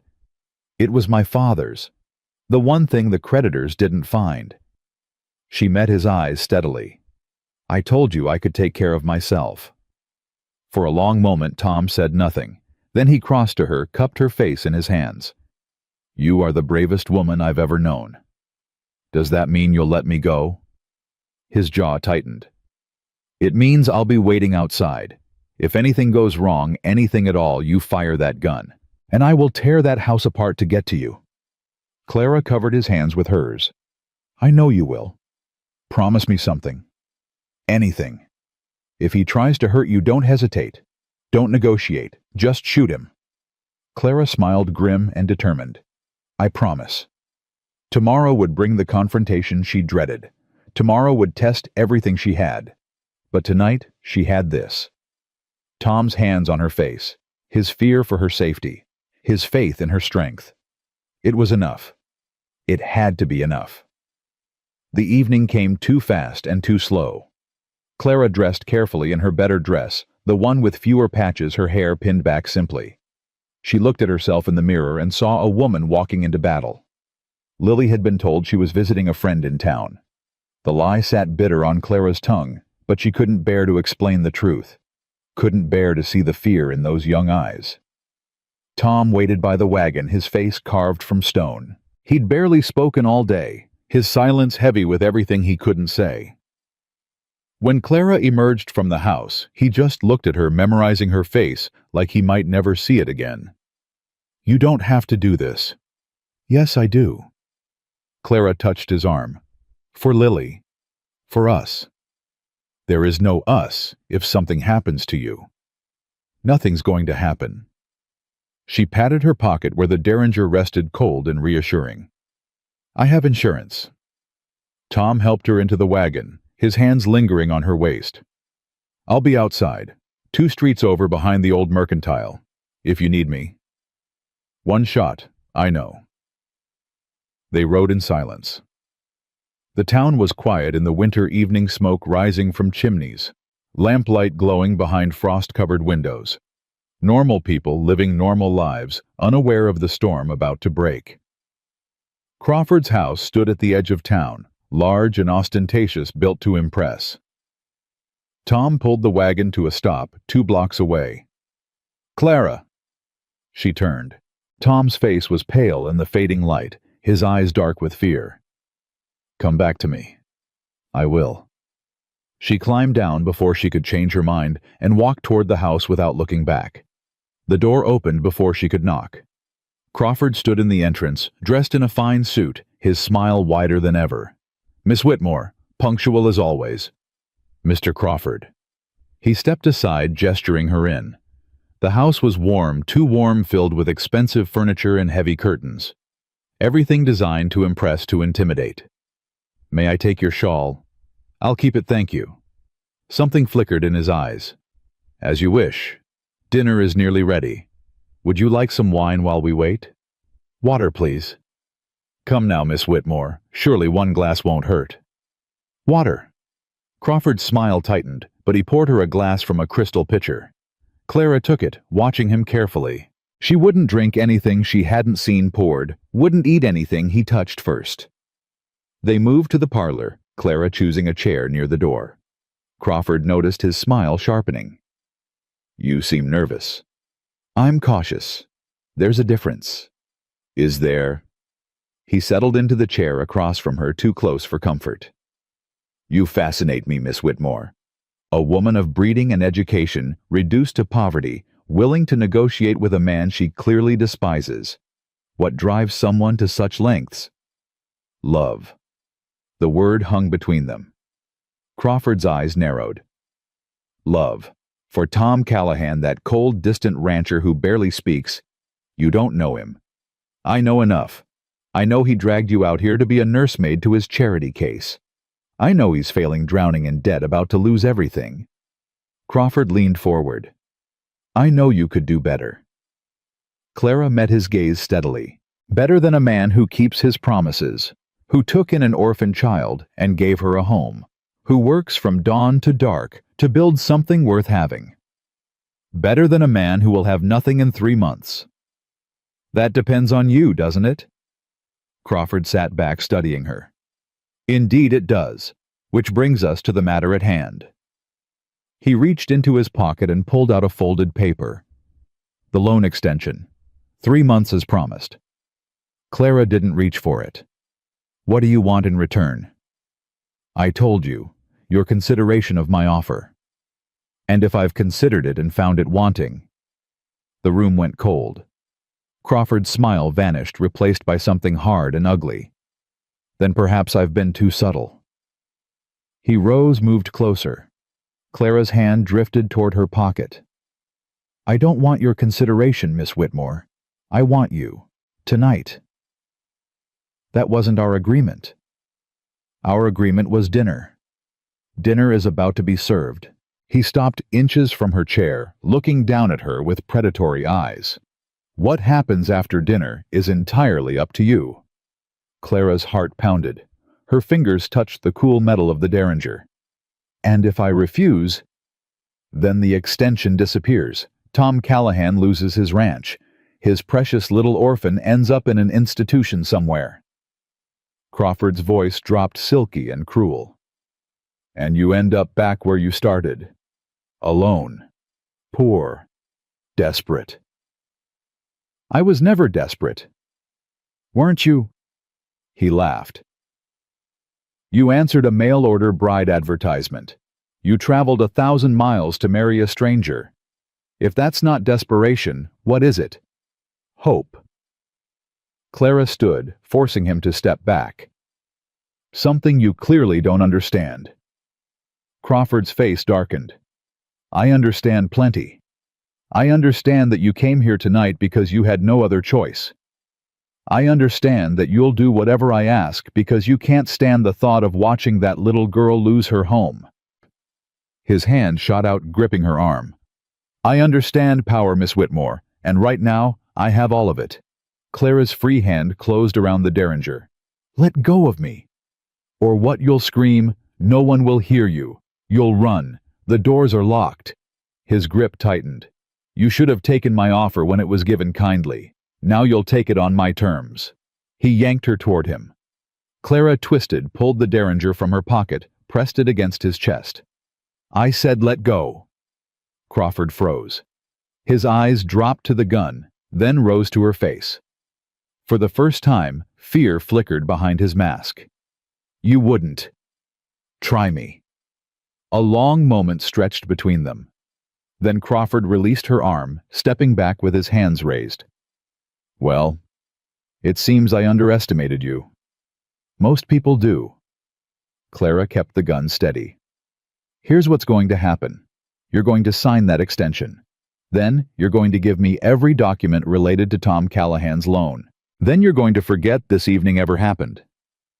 And if I refuse, then I shoot you, claim you attacked me, and let the town decide who they believe." Clara smiled, cold and fierce. The wealthy banker with a reputation for shady dealings, or the mail-order bride who was just defending her honor? Crawford's jaw worked. "You think anyone would believe you?" "I think Mrs. Henderson would, and Mrs. Cooper, and all the other women in this town who've whispered about your wandering hands and inappropriate comments." Clara took a step forward, pressing her advantage. "I've been listening, Mr. Crawford. I've been paying attention. You've made a lot of enemies over the years. I'm just the first one willing to fight back." Something shifted in Crawford's expression. The confidence cracked, revealing the coward beneath. "What do you want?" "I told you. The extension, the documents, your silence. And then you leave us alone. Forever. No more schemes. No more attacks. No more threats." Clara's voice hardened. "If anything happens to Tom, to Lily, to anyone I care about, I will come back here. And next time, I won't give you a chance to negotiate." Crawford stared at her for a long moment. Then slowly, he laughed. "You're remarkable. Truly remarkable. Wasted on a man like Callahan. Sign the papers." He moved to his desk, pulled out documents, signed with quick, angry strokes. Clara watched every movement, the gun never wavering. When he finished, he thrust the papers at her. "There. Satisfied?" Clara took them, checked the signatures, the dates, the amounts. Everything was there. Everything Tom needed. Almost. She backed toward the door, keeping Crawford in sight. "One more thing." "What?" "The men you hired to attack Tom. Call them off." Crawford's face went pale. "I don't know what you're talking about." "Don't lie to me. I've had enough lies to last a lifetime."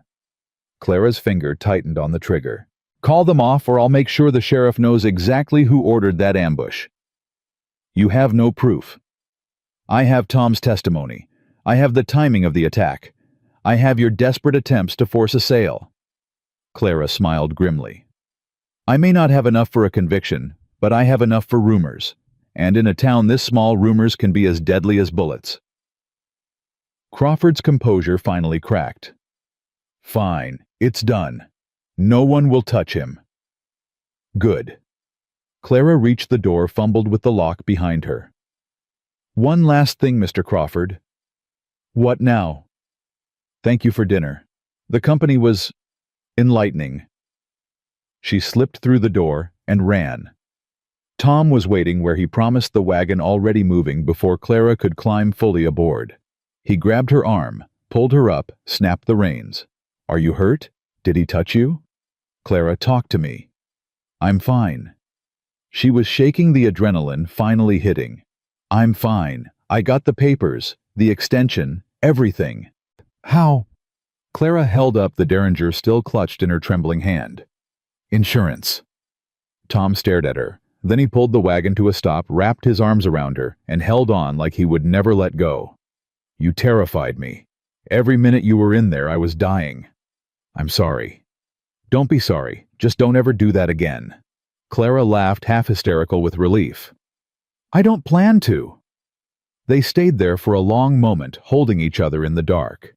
Then Tom pulled back, cupped her face in his hands. You are the bravest, most stubborn, most incredible woman I have ever known. Is that a compliment? It's the truth. He kissed her forehead, her cheeks, the corner of her mouth. I don't deserve you. Probably not. Clara smiled through her tears. But you're stuck with me anyway. They drove home through the dark. Clara pressed against Tom's side, the papers clutched in her lap. The ranch appeared through the trees, windows glowing with lamplight smoke rising from the chimney. Home. It felt like home now in a way it hadn't before. Ida met them at the door, her face creased with worry. Well? Clara handed her the papers. 3 months.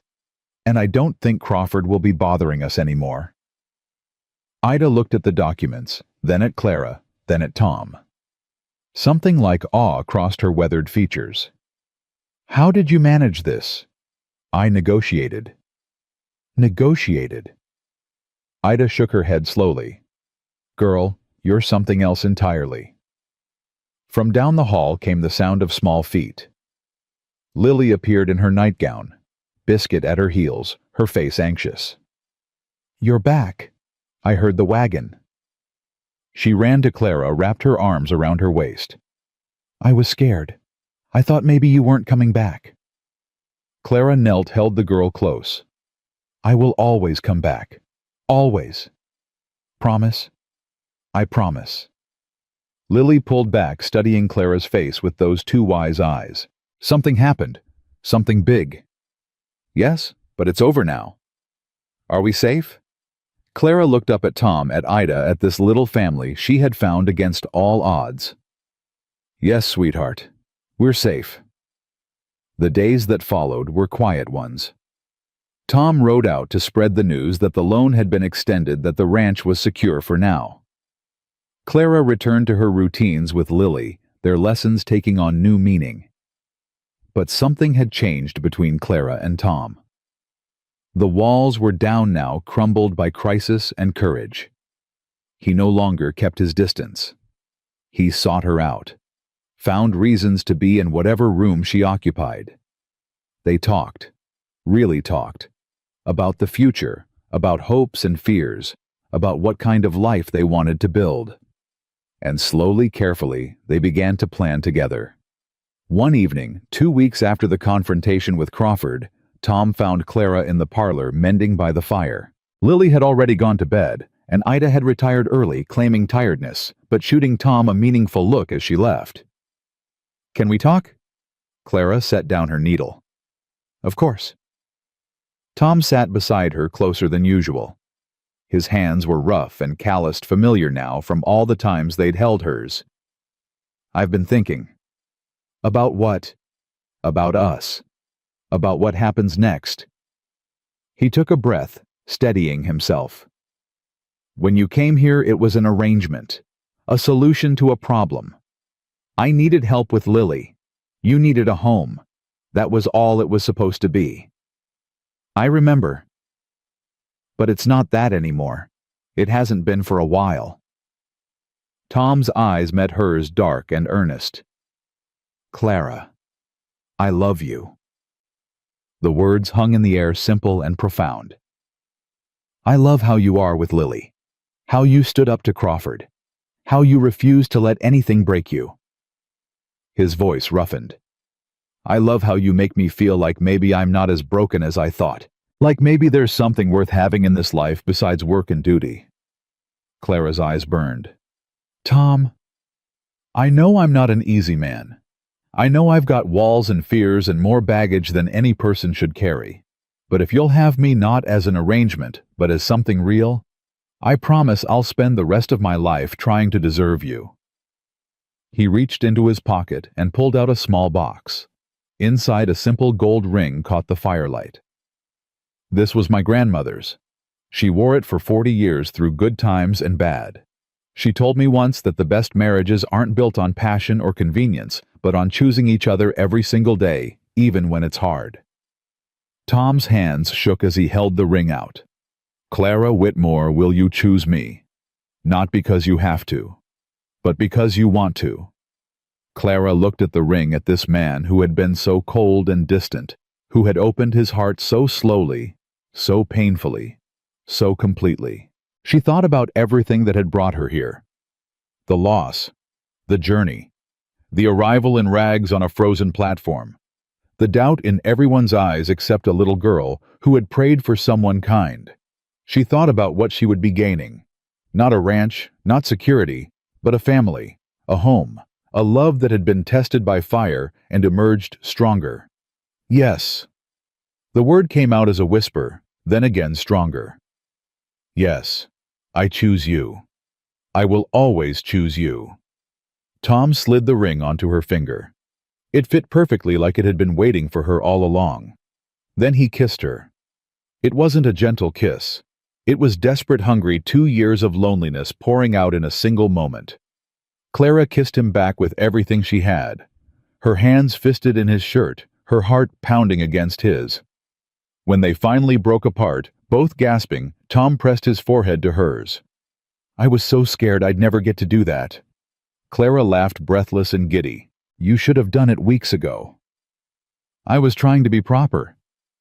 "Proper is overrated." He kissed her again, softer this time, sweeter. "So, we're really doing this, getting married? Unless you've changed your mind in the last 30 seconds. "Never." Tom pulled back, his eyes bright with joy she'd never seen before. "We should tell Lily. Now she's asleep. She'll want to know." He grinned, actually grinned, his whole face transformed. "She's been praying for this, you know, every night." "I know. She told me." They walked down the hall together, hand in hand, and knocked softly on Lily's door. "Lily, are you awake?" A small voice answered. "Maybe." Tom opened the door. Lily sat up in bed, Biscuit curled beside her, her eyes bright with suspicious alertness. "Were you eavesdropping?" "Maybe." She looked at their joined hands, at Clara's face, at the ring on her finger. Her mouth dropped open. Are you—" "Miss Clara has agreed to become Mrs. Callahan," Tom said solemnly, "if that's all right with you." For a moment, Lily was perfectly still. Then she exploded out of bed, launching herself at them with a shriek of joy. "Yes, yes, yes, yes!" She wrapped her arms around both of them, squeezing tight. "I knew it. I prayed, and God listened." Clara held her close, tears streaming down her face. "He certainly did." "Does this mean you're going to be my mama now, for real?" Clara looked at Tom, saw the question in his eyes, the hope. "If you want me to be." I want so much." Lily pulled back, her face wet with happy tears. "Can I call you Mama? Please." The word hit Clara like a physical force. Mama. She'd never expected to hear that word directed at her. Never dared to hope. "Yes," she whispered. "You can call me Mama." Lily dissolved into fresh tears, burrowing into Clara's arms.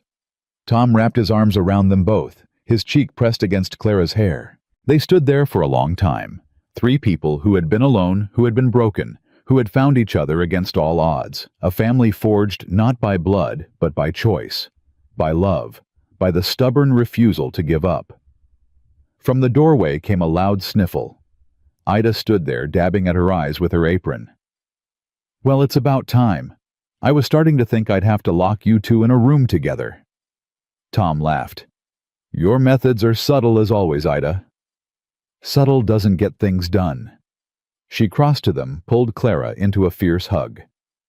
"Welcome to the family, girl, officially." "Thank you, Ida." "Don't thank me yet. Wait until you see what I put you through before the wedding." But her eyes were soft, warm, with genuine affection. They celebrated late into the night, Lily too excited to sleep, Ida producing a bottle of wine she'd been saving for a special occasion. They talked about wedding plans, about the future, about all the things they would build together. And when the others finally retired, when the house grew quiet and the fire burned low, Clara stood at the window of her blue room, looking out at the snow-covered land. Her land now, her home, her family. She thought about the woman who had stepped off that stagecoach weeks ago, dressed in rags, clutching a carpetbag full of nothing. That woman had been afraid, uncertain, desperate in ways she'd barely admitted to herself. She was still that woman in some ways. Still scarred by loss, still carrying the weight of everything she'd survived. But she was more now, too. Stronger, braver, more certain of her worth than she'd ever been. Tom had seen that worth when no one else could. He'd looked past the rags and the poverty and the judgment of his neighbors. He'd seen the person underneath. And Lily. Sweet, wise, wonderful Lily. She'd known from the first moment that Clara belonged with them. Had prayed for it, believed in it, never wavered. A knock at the door interrupted her thoughts. "Come in." Tom entered, still dressed, his face soft in the lamplight. "Can't sleep either. Too much to think about." He crossed to stand beside her, looking out at the same view, having second thoughts. Never. Clara leaned into him, felt his arm come around her. Just grateful thoughts. Lucky thoughts. Lucky. Tom shook his head. "I'm the lucky one.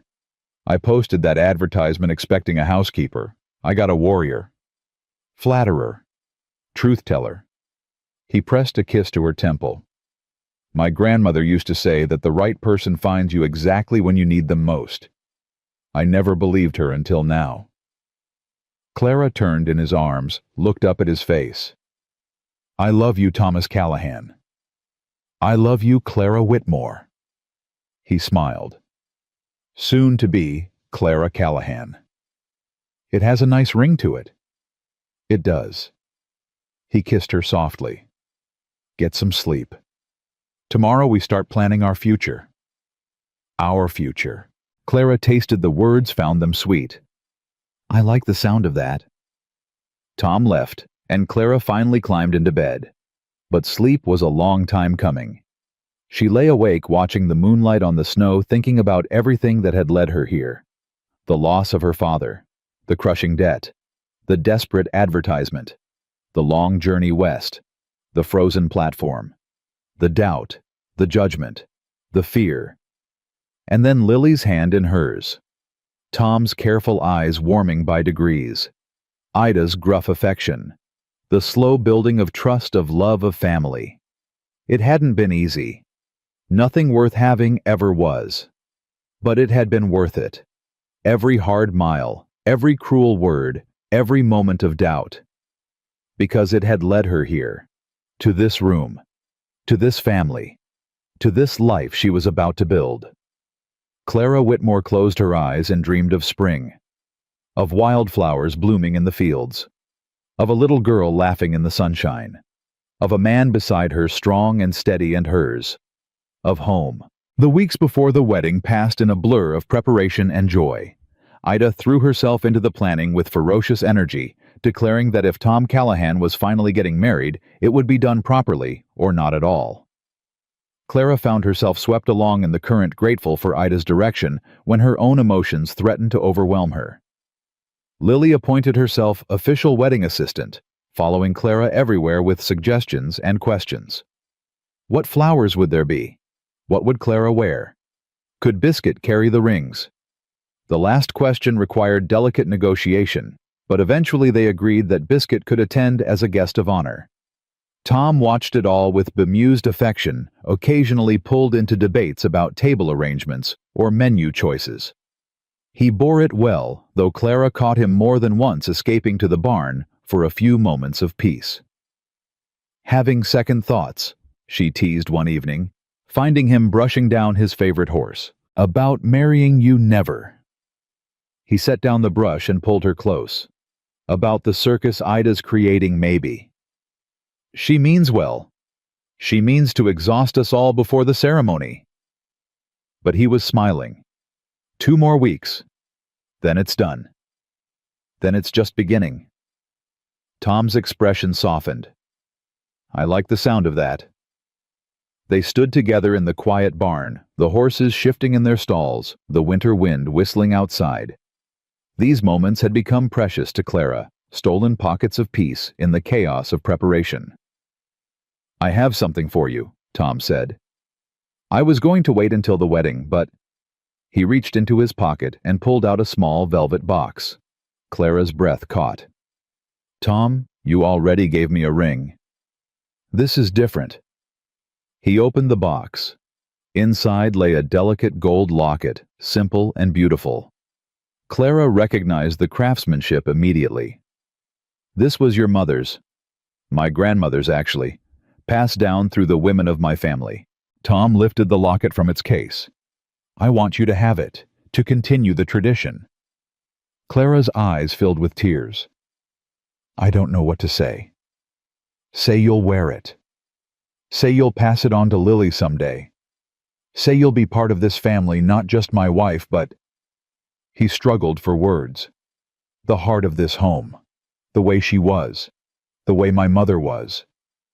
Clara took the locket with trembling hands. I'll wear it always. Tom fastened it around her neck, his fingers warm against her skin. The locket settled just above her heart, a weight both light and profound. There, he whispered. Now you're really one of us. Clara turned in his arms, pressed her lips to his.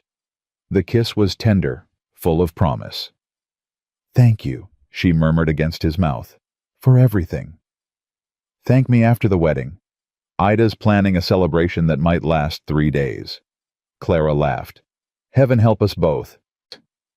The morning of the wedding dawned clear and cold, the sky a brilliant blue, unmarked by clouds. Clara woke to Ida's insistent knocking and Lily's excited voice demanding entry. Mama! Mama, wake up! It's your wedding day! The word still caught Clara off guard. Mama! Lily had used it constantly since the engagement, rolling it around like a sweet on her tongue. Each time Clara's heart swelled. I'm awake, sweetheart. Come in. Lily burst through the door already dressed in her best frock, her braids tied with blue ribbons that matched her eyes. Biscuit followed his tail, wagging furiously. Ida says you have to eat breakfast even if you're too excited.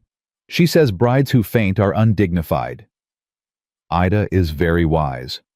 I know, she told me. Lily bounced onto the bed, her face glowing. Are you nervous? Clara considered the question. Was she nervous? She'd been nervous, arriving in Pine Creek. Nervous, facing Crawford. Nervous every moment. She'd wondered if this new life would last. But now on her wedding day, she felt only certainty. No, she said. I'm ready. Me too. Lily snuggled against her side. I've been ready my whole life. Clara held her close, breathing in the scent of her hair, feeling the small heart beating against her own. So have I, sweetheart. I just didn't know it. The wedding was held in the small church where Clara had faced the town's judgment just weeks before. The same pews, the same people, but everything felt different now. Clara walked up the aisle on Ida's arm since there was no father to give her away. She wore a simple dress that Ida had insisted on buying cream-colored with delicate lace at the collar. The grandmother's locket gleamed at her throat. Her father's derringer was safely hidden at home, no longer needed. Tom waited at the altar, more handsome than she'd ever seen him, his face bright with an emotion she'd once thought him incapable of showing. Joy. Pure, unguarded joy. Beside him stood Lily, clutching a small bouquet, her lips moving silently as she practiced whatever part she'd been assigned in the ceremony. Clara reached the altar. Tom took her hands in his. "You're beautiful," he whispered. "You're not supposed to talk yet." "I don't care." His grip tightened. "You're beautiful, and I love you, and I'm not waiting another second to say it." The Reverend cleared his throat. "Perhaps we could proceed with the official vows." Laughter rippled through the congregation. Clara felt her cheeks warm, but she didn't look away from Tom's eyes. The ceremony was simple and sincere. They spoke the traditional vows, their voices steady and clear. When Tom slipped the wedding band onto Clara's finger, his hands didn't shake. "I now pronounce you husband and wife." The Reverend smiled. "You may kiss your bride." Tom didn't need to be told twice. The kiss was brief, but full of meaning, a promise sealed before God and witnesses. When they parted, Lily tugged at Clara's skirt. "Can I kiss you too? As my official mama?" Clara knelt down, her wedding dress pooling around her. "You can kiss me whenever you want." Lily threw her arms around Clara's neck. "I love you, Mama." "I love you too, sweetheart. So much." The congregation applauded. Clara looked out at the faces watching them, the same faces that had judged her so harshly just weeks ago. Some still wore expressions of doubt or disapproval, but many were smiling genuine warmth in their eyes.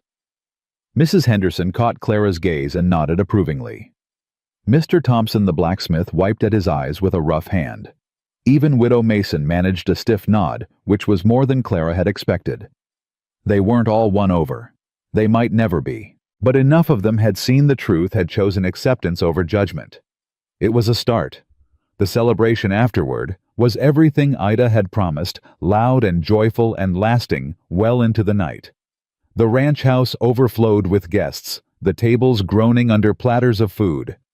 Clara moved through it all in a daze, accepting congratulations, answering questions, smiling until her face ached. Tom stayed close, his hand finding hers whenever they were separated for too long. "Having fun?" he asked during a rare quiet moment. "More than I ever imagined." Clara leaned against his shoulder. "Is this real? Sometimes I still can't believe it." "It's real." He pressed a kiss to her hair. "And it's forever." "Forever is a long time." "Not long enough." Tom turned her to face him. "I wasted so many years being afraid. Afraid to let anyone in. Afraid to hope for something more than survival." His voice roughened. "You changed that. You changed everything." Clara touched his face, traced the lines around his eyes. "You changed things too. You gave me a home when I had nothing, a family when I was alone. You were never nothing." Tom's eyes burned into hers. "From the first moment I saw you on that platform dressed in rags holding that worn-out carpet bag, I knew you were something special. I was just too scared to admit it. And now? Now I'm still scared." He smiled. "But I'm more scared of losing you than I am of anything else." Clara kissed him slow and deep, not caring who saw. "You'll never lose me," she whispered. "I promise." Lily found them a moment later dragging Biscuit by his collar. "Mama? Papa, everyone wants you to dance." "Dance!" Tom looked horrified. "I don't dance." "You do tonight." Clara took his hand, laughing at his expression. "Come on, one dance won't kill you." "It might." "Then you'll die happy." She pulled him toward the cleared space in the parlor, where a few couples already swayed to the fiddler's tune. Tom protested weakly, but his arms came around her with easy familiarity. "I warned you I can't dance. Just hold me and move your feet. I'll do the rest." They swayed together, not really dancing, just holding each other while the music played. Lily watched from the sidelines, biscuit in her lap, her face bright with happiness. "Thank you," Tom murmured against Clara's ear.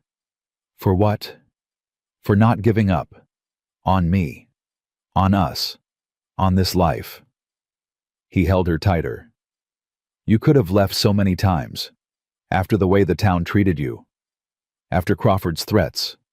After everything. I could have, but I didn't want to." "Why not?"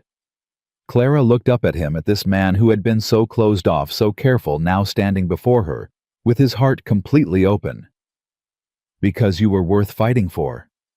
This family was worth fighting for." She smiled.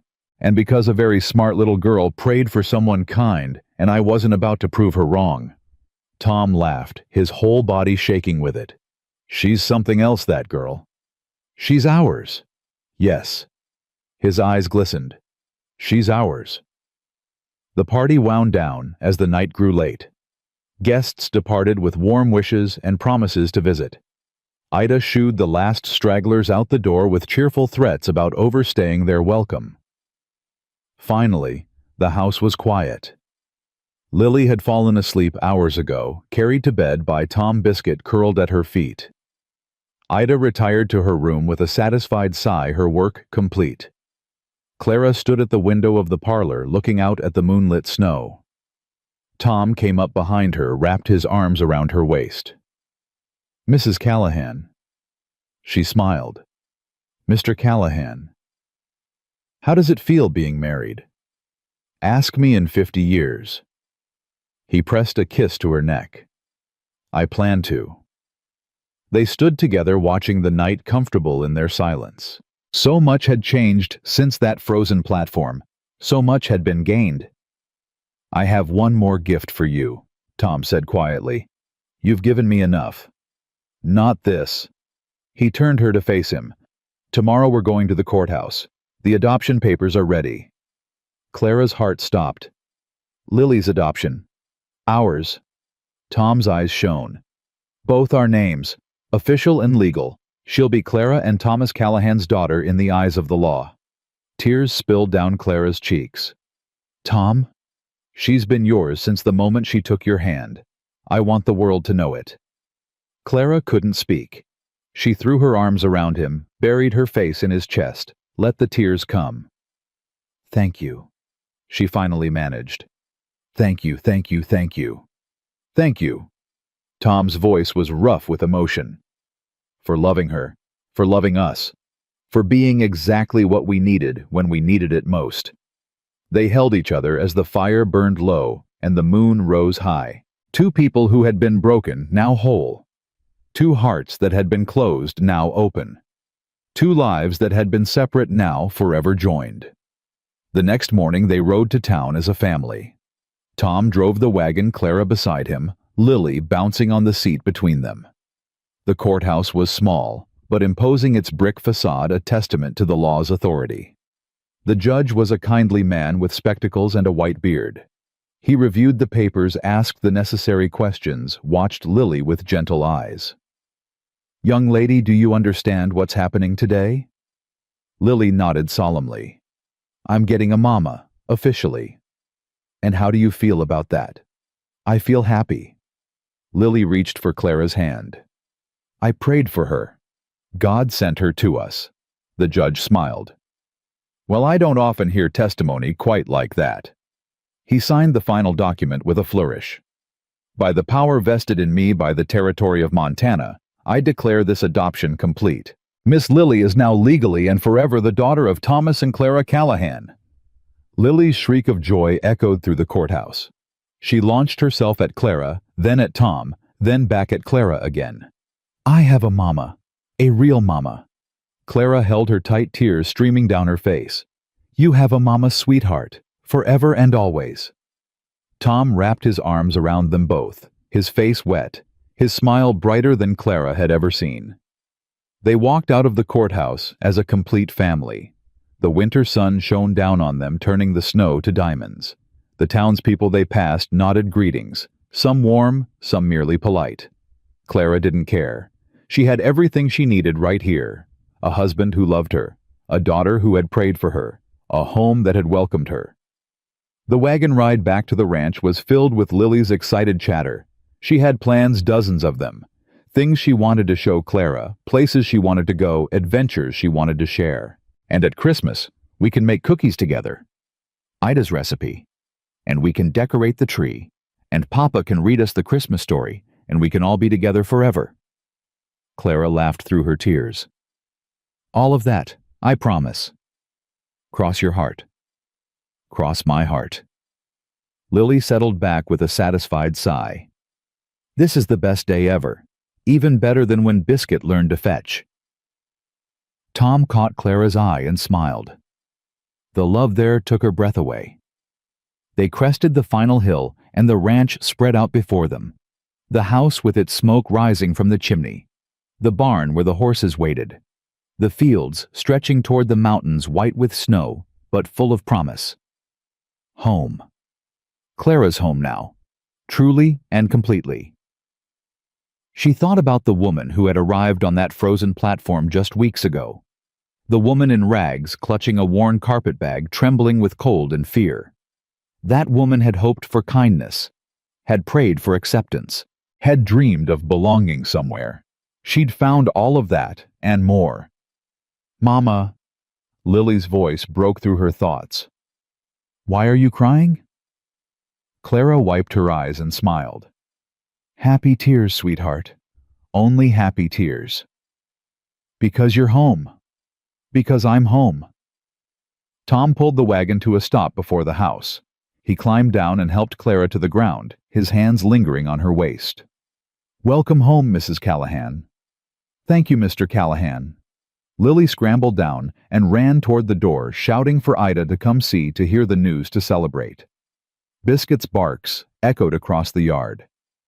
Clara stood in the snow looking at the life she had built from nothing, the love she had found when all seemed lost, the family that had chosen her as surely as she had chosen them.